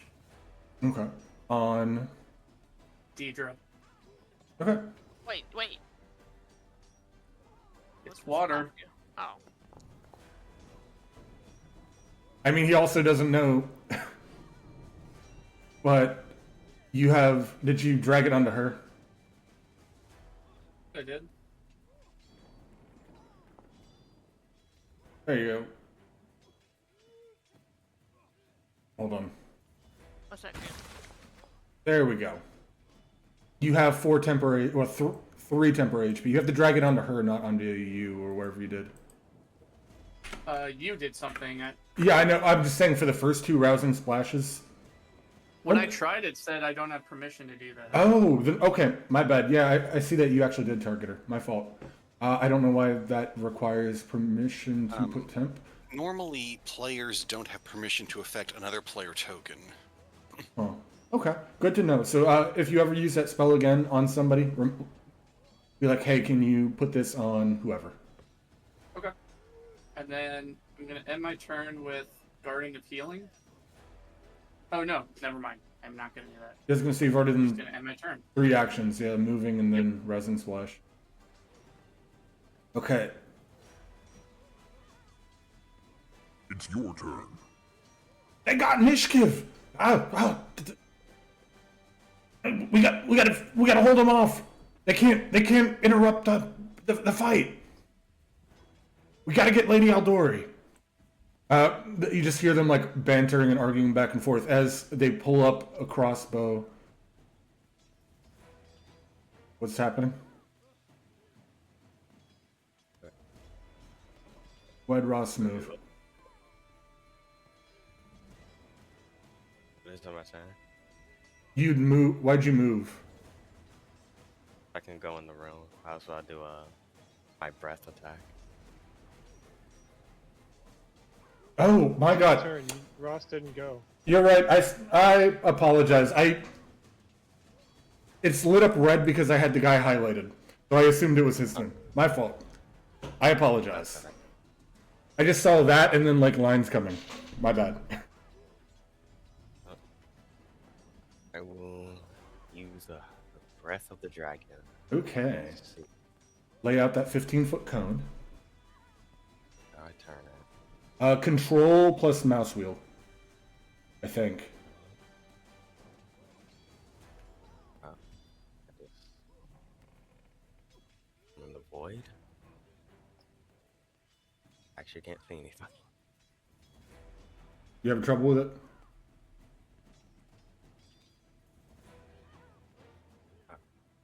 Camera got all the way over there. How? Right.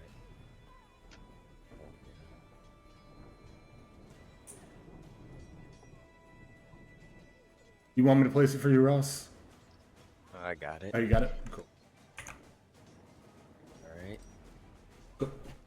Uh, Dealing 1d4 Yeah, like force damage. Can I highlight them both? Here's reflex.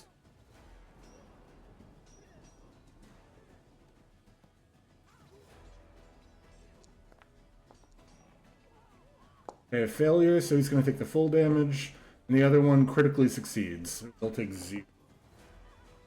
So roll d4.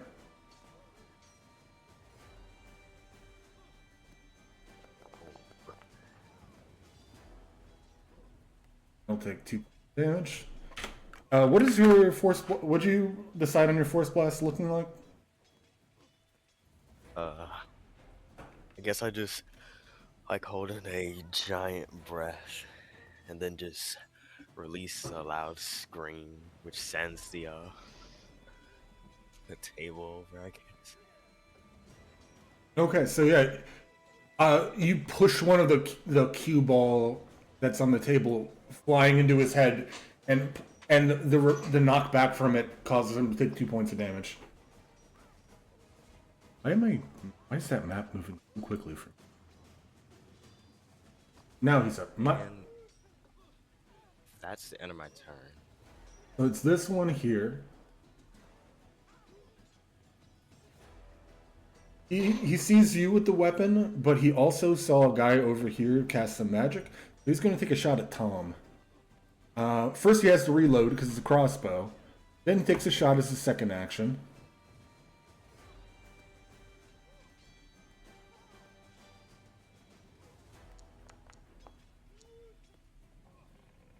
And misses. I He's- am very tiny. Yeah. He aimed a little too high. You hear clunk, the thunk of an arrow or a bolt impaling itself into the wall just above you. He's going to reload, and that's his turn. Similar... Well, Tartuccio's up next. It is your turn. Tartuccio will stride up to here. Fools! Fear the great Tartuccio! And he'll cast Fear on this guy.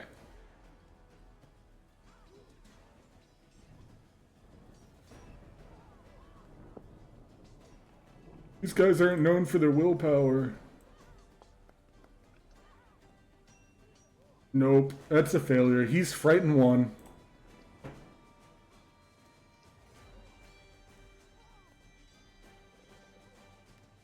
Okay, and that's Tardy's go. Next It's your up turn. is the afraid Black Tear Cutthroat. I don't want to die, man. He starts running. He's gonna, while he's running, he's going to reload his crossbow and take a shot at Ross. It's also at this point, if you look to the right, or not the right, the left, directly under where he jumped up onto a couch, you see tied up Jathel. He takes a shot at Ross. Hand crossbow strike. Oh, I can't target while that window pops up. I always forget to target first. There we go. Critical miss. He doesn't even turn to look at you, Ross. He's just running and fires backwards. And it goes like somewhere over here.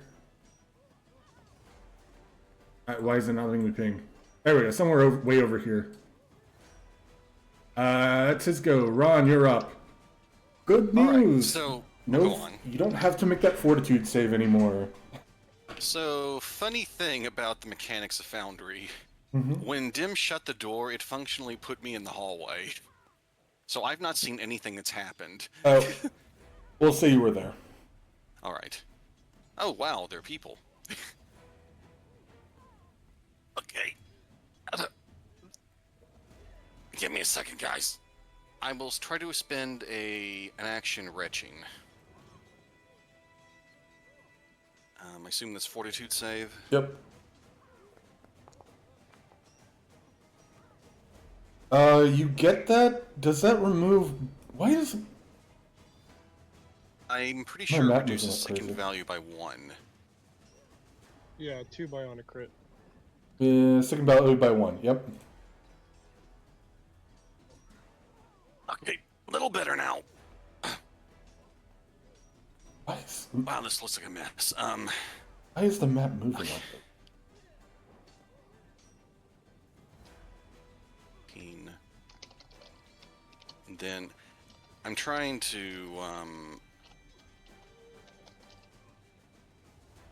yeah. Oh, great. More of them.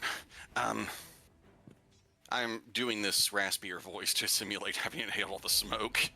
That almost Yeah, nearly I died was from wondering smoke. if it's. Yeah. I was wondering if it was particularly bad because he already smoked. All right. Well, I would like to recall, well, not to devise a stratagem against the fellow in the corner, as he looks uncomfortably close to someone tied up. Yeah.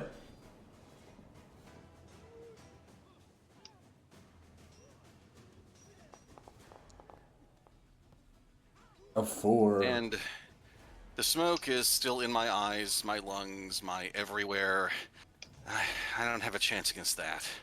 Do you have any other things you would like to know about Black Tier Cutthroats? Oh, right. The society roll. Yeah, you don't. If you think you know enough about them, because you can very clearly tell they are Black Tier Cutthroats, so they're going to behave similar to the other goons you faced. All right. But if you want another question, you can ask. I think I'm good on that. All good. Well, we need to get this fight over with. So this is going to be a relatively dumb move on my part, but if I recall correctly, if I don't like the roll, I can target a different creature and attack, but not with the devise roll. Correct. You can't attempt to strike the target, so that's the only person who you can't attempt to strike with the skill. Yeah. Normal bow shot time. Who on the the other guy. bow? Let's go. Yeah, you hit him. Roll that damage.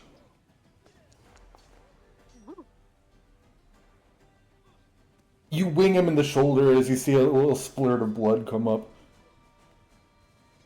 And smoke.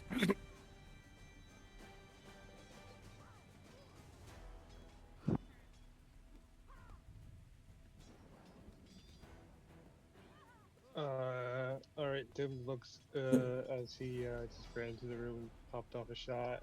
He's going to stride up to here, say nice shot, and as part of that stride, we'll attempt a long jump over the table and land right here. Okay. If I do that, because it's stylish, do I get panache? We'll say you're dramatically like doing the hood of the car butt slide over the edge of the pool table. So yeah, I'll give you panache if you do that successfully.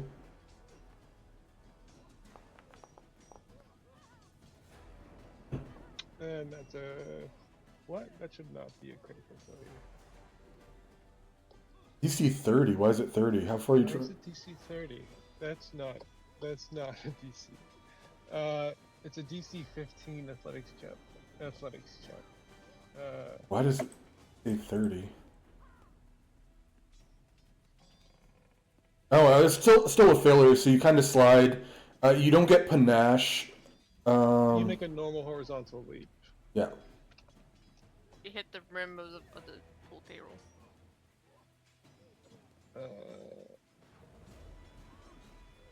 A normal horizontal leap is 10 feet for me. So you can land right here, or I'll say like, yeah, that's good. Yeah. He lands on the table as opposed to just sliding off of it. But that's okay. He's gonna attack from there. He's got the high ground.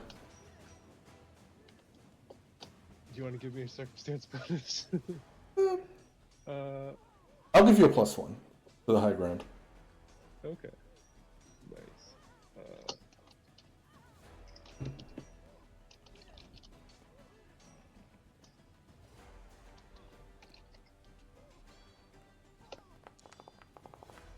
Are you kidding me? Do I have the hero point? Yep, you have your hero point still. Okay, I'm gonna use it. Reroll and keep the result. Wow, one into the other. There we go. Yeah, roll that critical damage. I'm gonna guess it doesn't super matter though on him.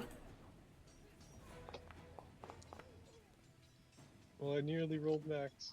Yeah, well, your number on the dice killed him. So you just impale through him and he just slides off your sword as you pull back. Is that your turn? Yes. only one more to go. Okay. He says as he looks at Ross. Deirdre, you're up. Oh, it's like you can't really see anything from here. I guess if they're going through the doorway. Okay, where are we at? Who's all in here? You see the black tier cutthroat up in the corner, like leaning up against it, hand crossbow drawn. He's holding it with both hands, like panicking for his life.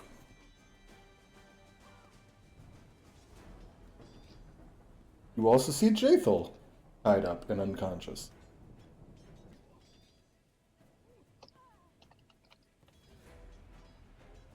I guess I'll throw a bolt up. I guess I'll throw a phase bolt at him as well. Okay. Roll that attack roll.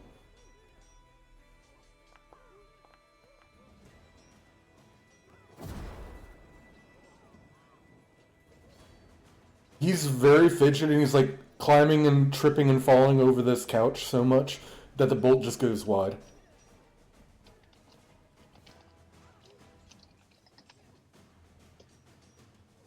What stuff I have here? Is that your turn? Well, I think that'd be your Hang turn on. since it has 3 actions, but I do have. Yeah, that's my actions.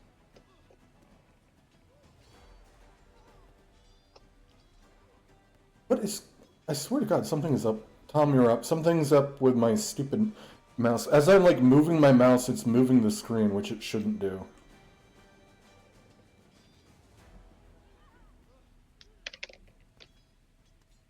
Can I even get through the doorway? Yes, you can move through allies, you just can't end your movement in their space.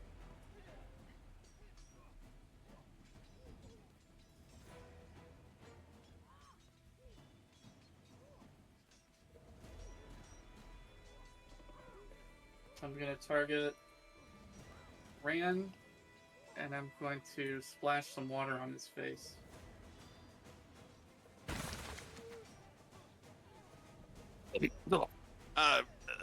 Thanks.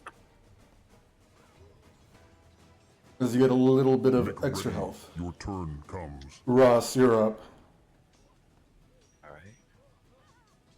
I will try and intimidate him. Okay. Can I make him so intimidated that he's surrounded? Or not? That depends on the intimidate roll. Alright. What would you say to him as you're rolling that? Surrender now, or end up like your 2 friends on the ground, if you know what's best for you. And demoralize. Yep. You only need it 1. Like,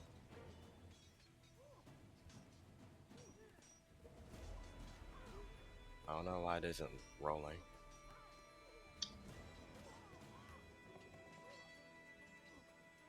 Do you have him targeted? Actually, 1 token to perform more.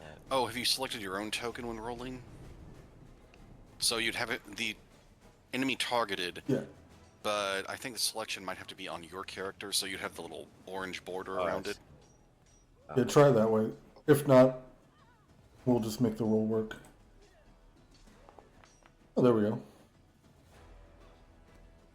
Critical success. Speaks the language. Oof. Oh no.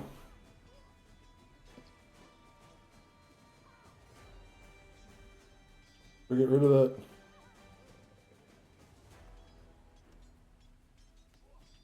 So, Uh, does that work? yes, he dropped. I just put up a thing on the screen accidentally because I tried to drag it onto him. But yeah, he surrenders and drops his weapons.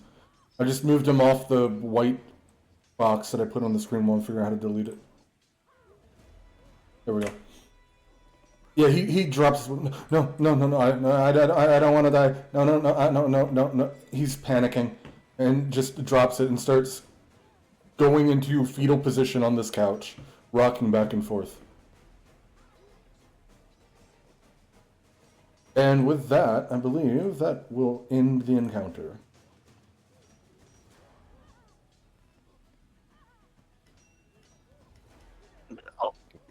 Rand starts coughing up a lung, trying to get the rest of the smoke out. Yeah, I'll probably do the same thing myself. Everybody just starts retching in unison.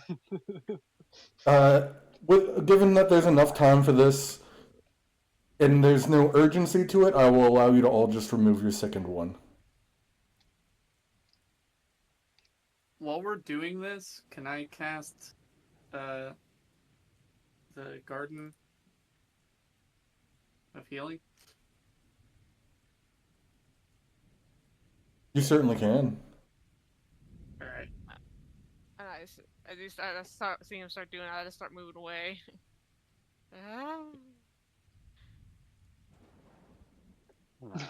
Oh yeah, that's right. Why are you Interesting. That's what's the matter? peculiar. You don't want some healing?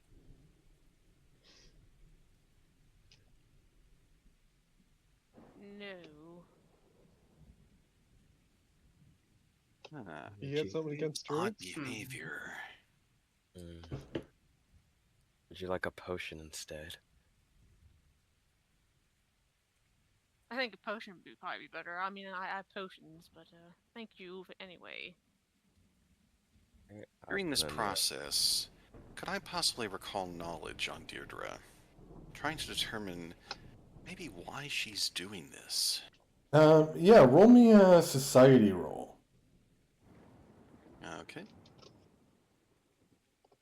While you're doing that, Dim, what are you doing?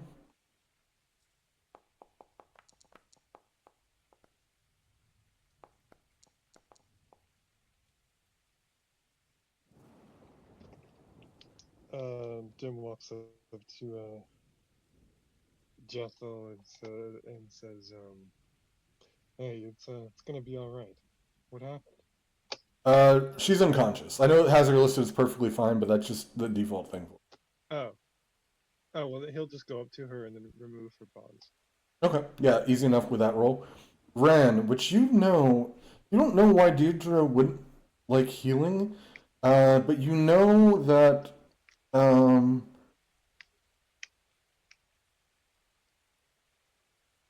undead are harmed by healing magic. There's no way Deirdre couldn't be undead, could she? I don't say anything right now, but I tuck that information away for later. Okay. Dim will pick what's her name up and bring her to the what do you call it? The Circle of Healing or whatever that spell, Garden of Healing. Okay. So that'll be Tom, go ahead and roll 8d4. Like you normally would. It would be faster with the slash roll thing. Yeah, slash roll 8d4. 22. So we'll say all of you who want the full health will get the full health.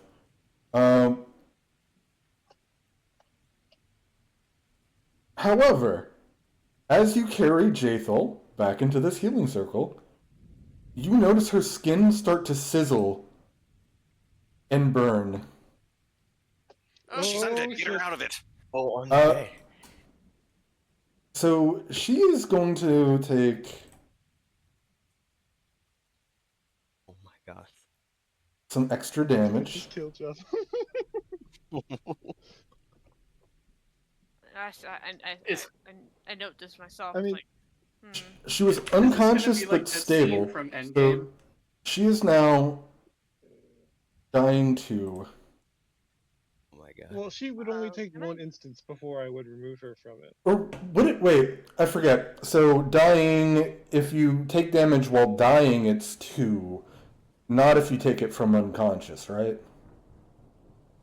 I believe so. Yeah, so It'd be dying if 1. you take you have to you're dying 1, not unless Okay. they're to crit.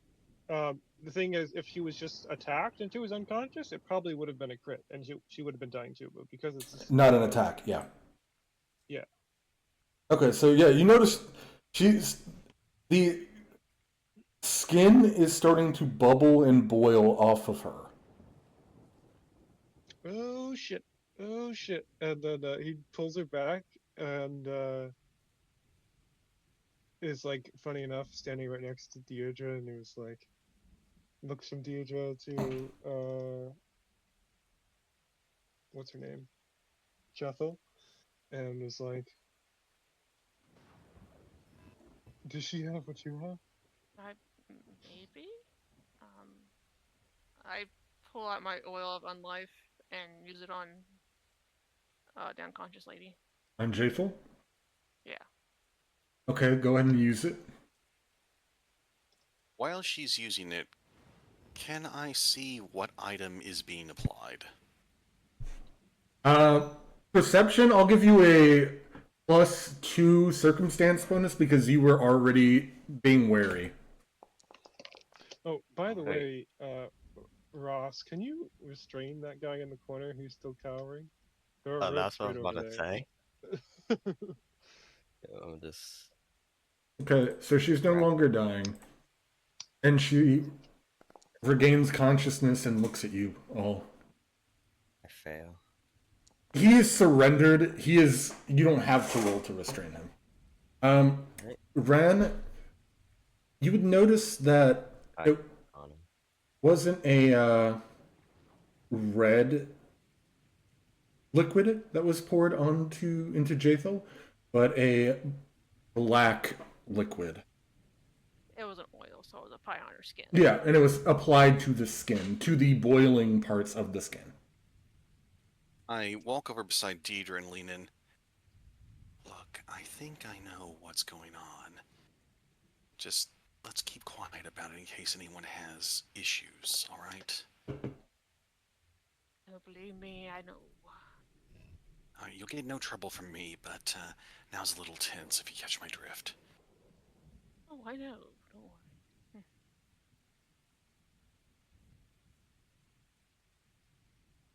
That's a strange healing potion you got there, but I'm happy it worked. I'm gonna go put her down.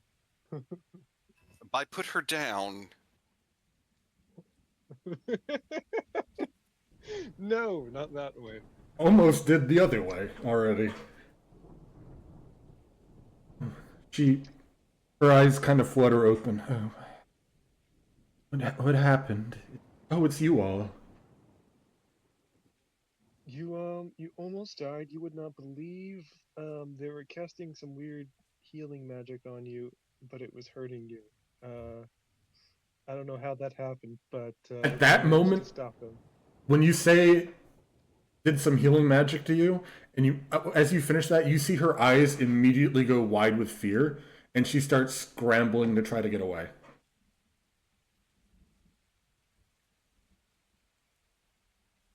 Miss, You it's let all her. right. We know now. Terribly sorry about the mistake. It won't happen again. God damn it! I'm gonna need. Lie and say they did it. I'm gonna need a diplomacy roll from some combination of you, and/or All right. aiding it if someone wants to aid it. What he means is we won't let that happen again. We didn't do it. I'll hide down to the diplomacy rolls while I'll be like, please don't. And he don't gives a panic. knowing look at Ram. I understand what's wrong. What do you mean you understand? She's still backing away, but kind of more slowly now.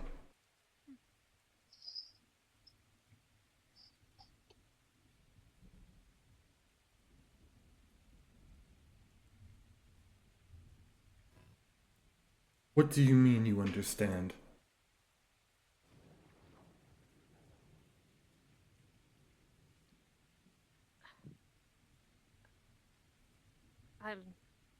I look at it like, you're not quite alive, are you?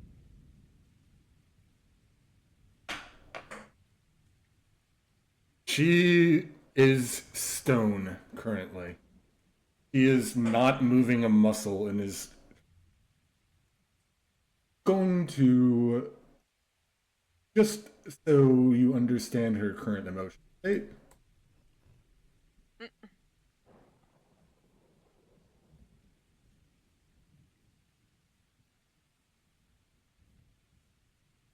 rather not say.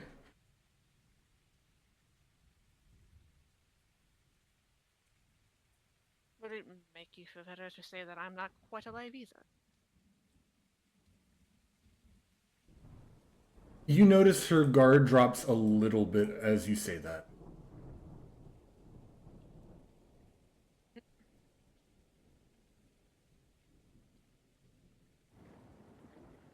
Right? If you already know, then you already know. There's not much else.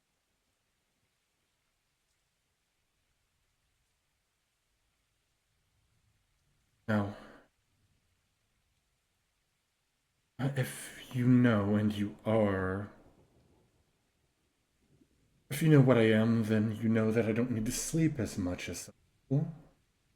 So I was enjoying my time in here, lounging and staring out the window, occasionally playing a game, practicing my billiards technique.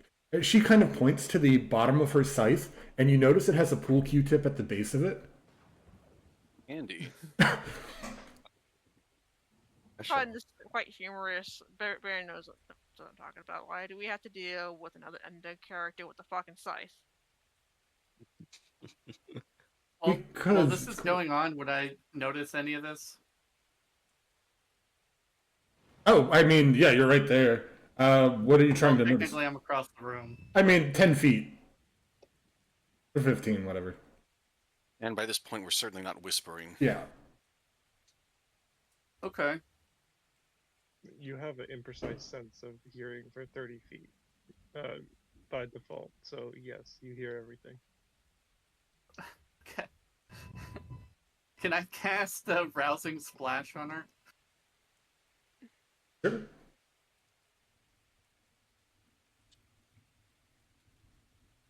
Why do you keep doing that to everybody? We're not on fire. Do you know what it does? Yeah, it goes away after a minute.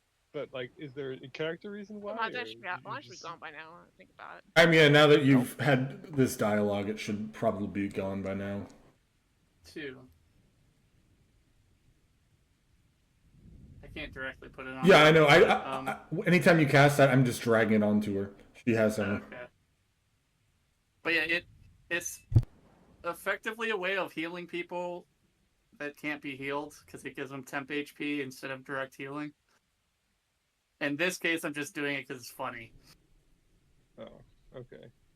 I mean, essentially, you're like trying to comfort this woman who like had a near death experience from like healing magic, and then like right when you get her to calm down, she just gets a blast of water to the face. That's Tom. That maybe not. Miss, sorry. That I will. that didn't hurt, did it? I Actually, just look over waving like I'm like pleased. it's that all she's right. all right. It actually rejuvenated me a little bit. I mean, she's a little. She like kind of like tries to like wring out the shoulders of her clothing a little bit.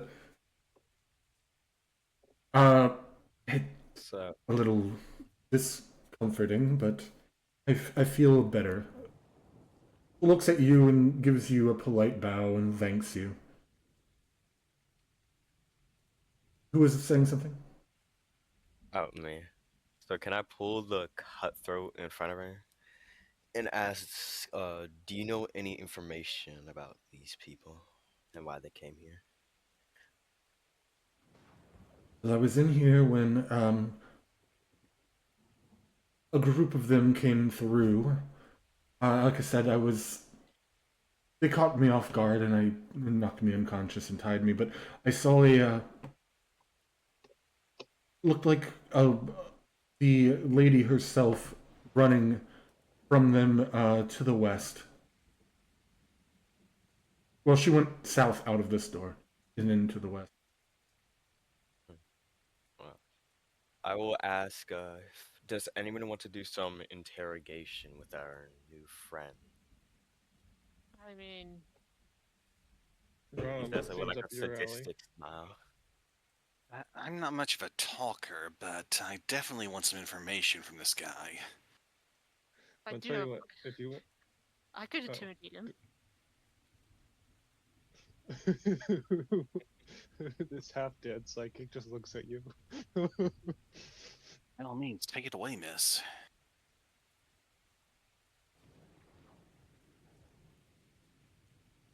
Okay, so what would you like to do, Deirdre?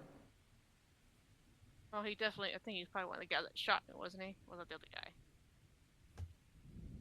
He was the guy who was on the left. The guy on the left was the one who shot you. Yes, he shot you.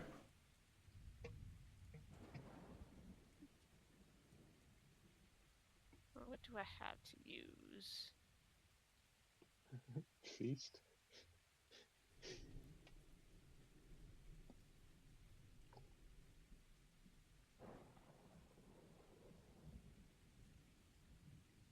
Is he awake? Yes, No. he is awake. So I approach him and be like, "So, you decided to attack the manor. What is your purpose here?"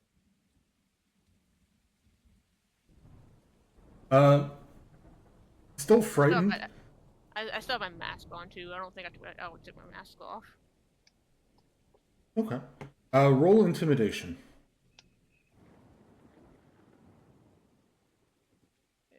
Can I get the damn things out? Can I aid with that? Yeah, sure.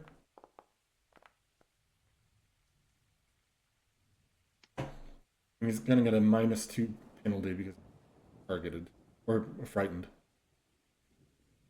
Go ahead and roll that aid. Aid. Where do I roll it at? You would need a DC 15, and it would be the skill that you're using to aid her. You're just trying to look like tough and menacing. You could do intimidation as well if you're just trying to like strong arm him and like put him in like a hammerlock as you're doing that. Roll athletics. It's your choice. You just have to explain how you're helping. I like to do that. Yeah.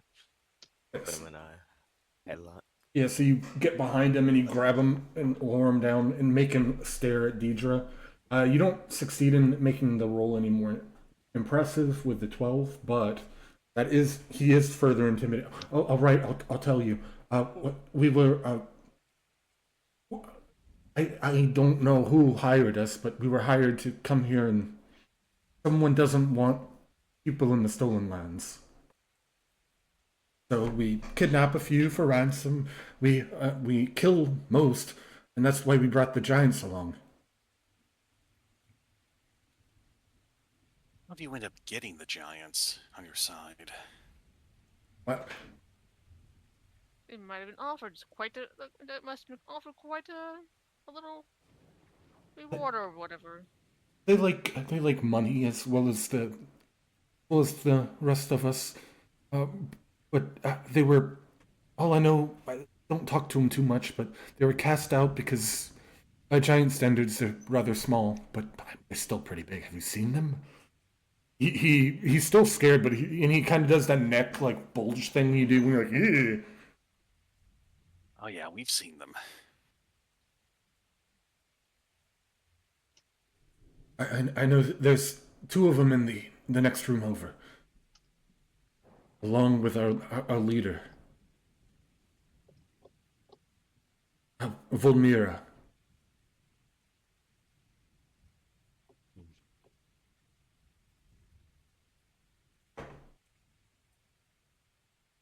Ron, roll me a society. Certainly. Considering your situation, you might have, and where you're from, you might have heard of her.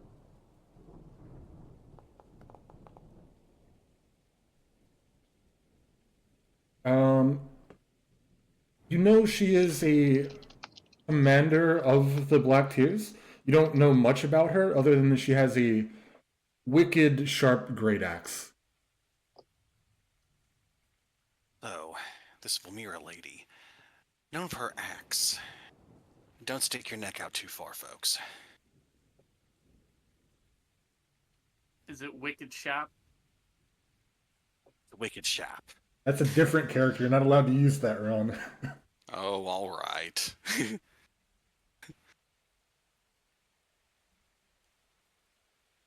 But yeah, you don't have to roll to tie him up. He is, considering the headlock and his amount of fear, he is quite easy to tie up. Right, and then I guess how much time do we have to like get to Jamandi? Is my last question. To him, Yeah. they went through a few minutes ago and they're fighting in there. But I don't know how long. He's quite strong, but she can't beat Old Mira and two giants.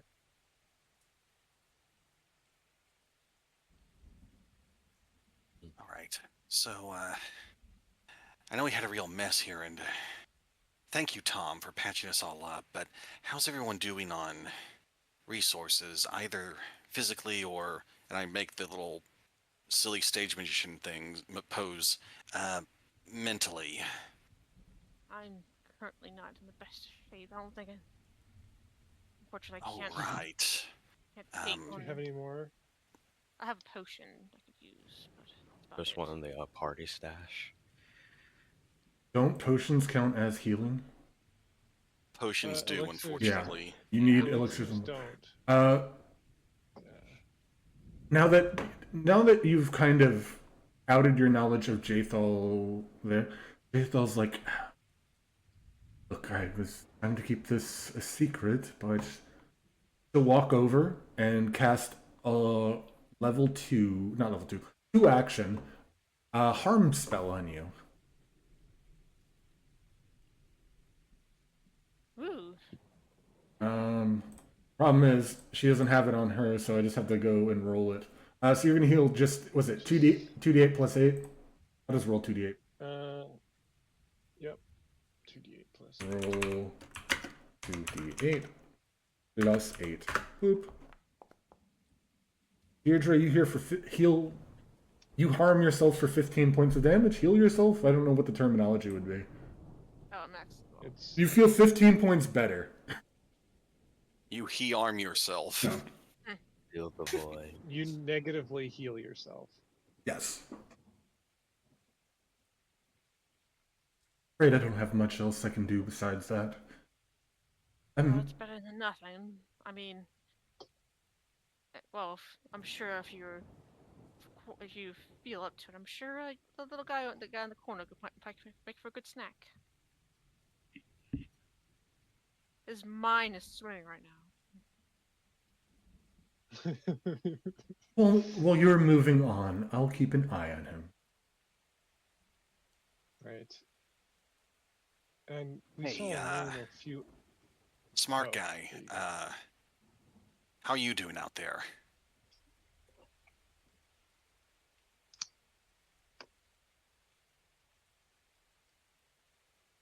Tartusio. Oh, my fault. Yeah, I'm fine. I mean, excellent work, my minions. And there's a lot of smoke around. You breathing all right? Oh, yes, that's why I was in here. I didn't want to deal with it. You know, Can't say I blame you. fire is bad for your health as well as smoke. A fact I'm intimately familiar with. So, great Tartusio, would you mind hanging around here in case anyone comes along from the way we approached? You see a bit of a grin come over his face. Oh, yes, certainly. I can stay here to keep an eye in case someone comes up. Oh, thanks. That'd be an enormous help.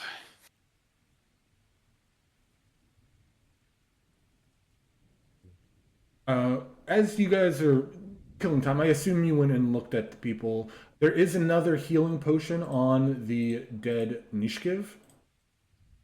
If you want to take that, who would like that? Well, I already have one healing potion on me. If someone... Oh my god, wants it's actually 3 healing potions. Oh my. Yeah. Oh, He didn't have a chance to use them. Are they minor or lesser? Lesser. All right, I'll just add 3 to the party. Sure. Someone took it. that was one of the ones I put in there. Oh yeah, so I guess I'll just have to find it in the compendium now. I'll put it back. Okay, great. Then I'll just click the plus button 3 times. There we go. Yeah, that works. I'll take one. I'll take one. Oh, what happened to Everybody that take bag one, I of money? suppose.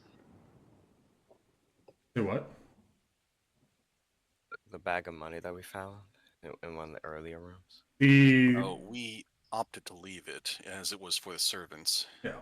Oh, my bad. Yeah, you left that, but you took the other treasures from it. Yeah. Also, I'd like to switch to my maul again. Okay. Yeah, if any of you want to change weapons or gear up or anything, now's the time. Well, we almost Does done for the anyone night. want the mace? Yes. Probably got another like 10 minutes. Or we could end here if you guys want.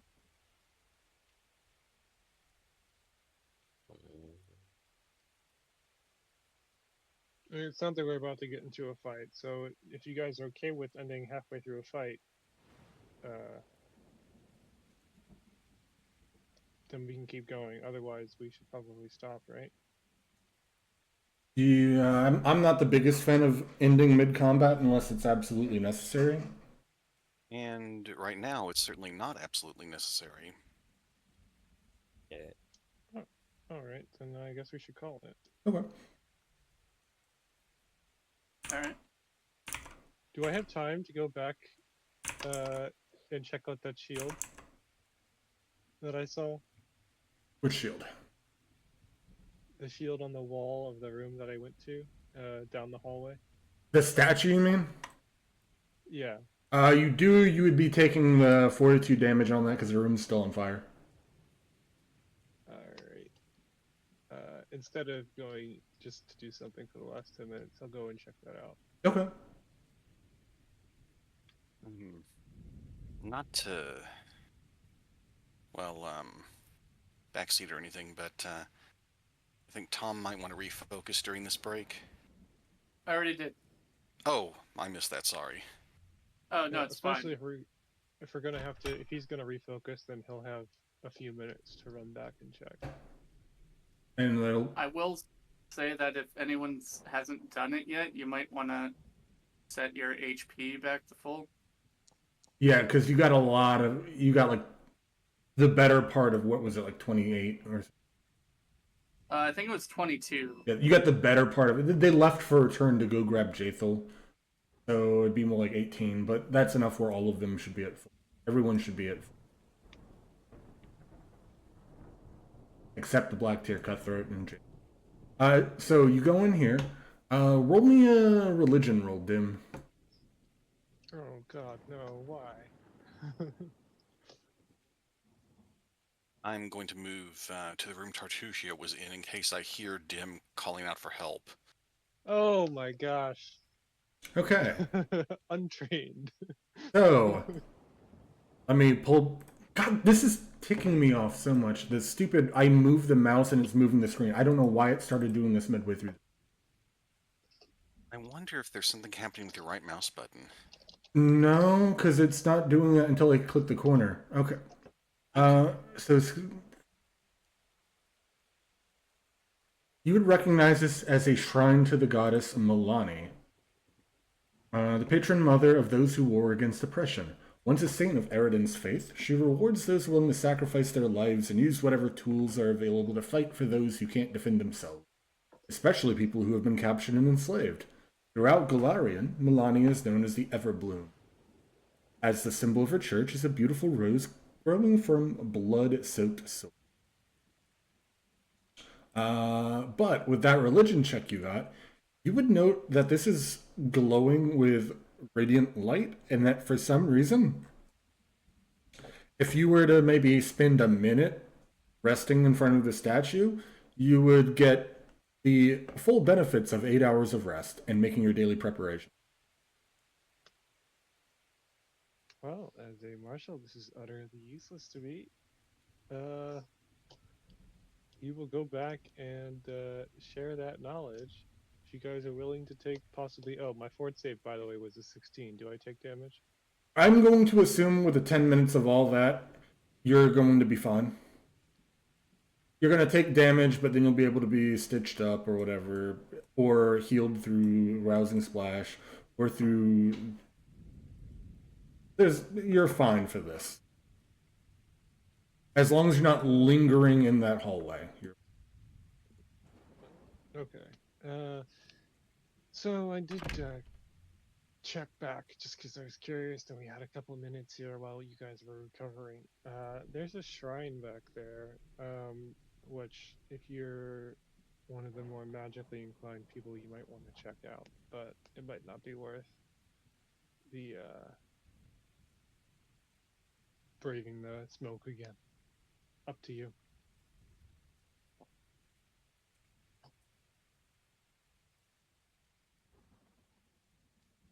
I glance between Tom and Deirdre and imagine a plant person and a vampire dealing with fire, and my thoughts don't go good places.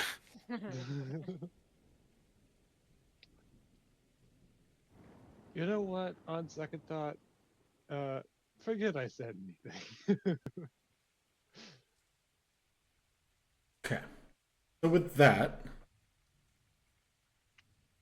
we'll fade to black for the end of the session, where you can hear the faintest sounds of battle coming from your west.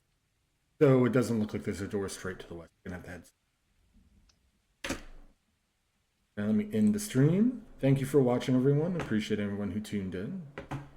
We'll be back soon. Speaking of, so I know I said sometimes Friday sessions. Do we want to do a session next Friday, a week from tomorrow, so we can finish up this arc? I'm fine with that. Yeah. Fine with Okay. me.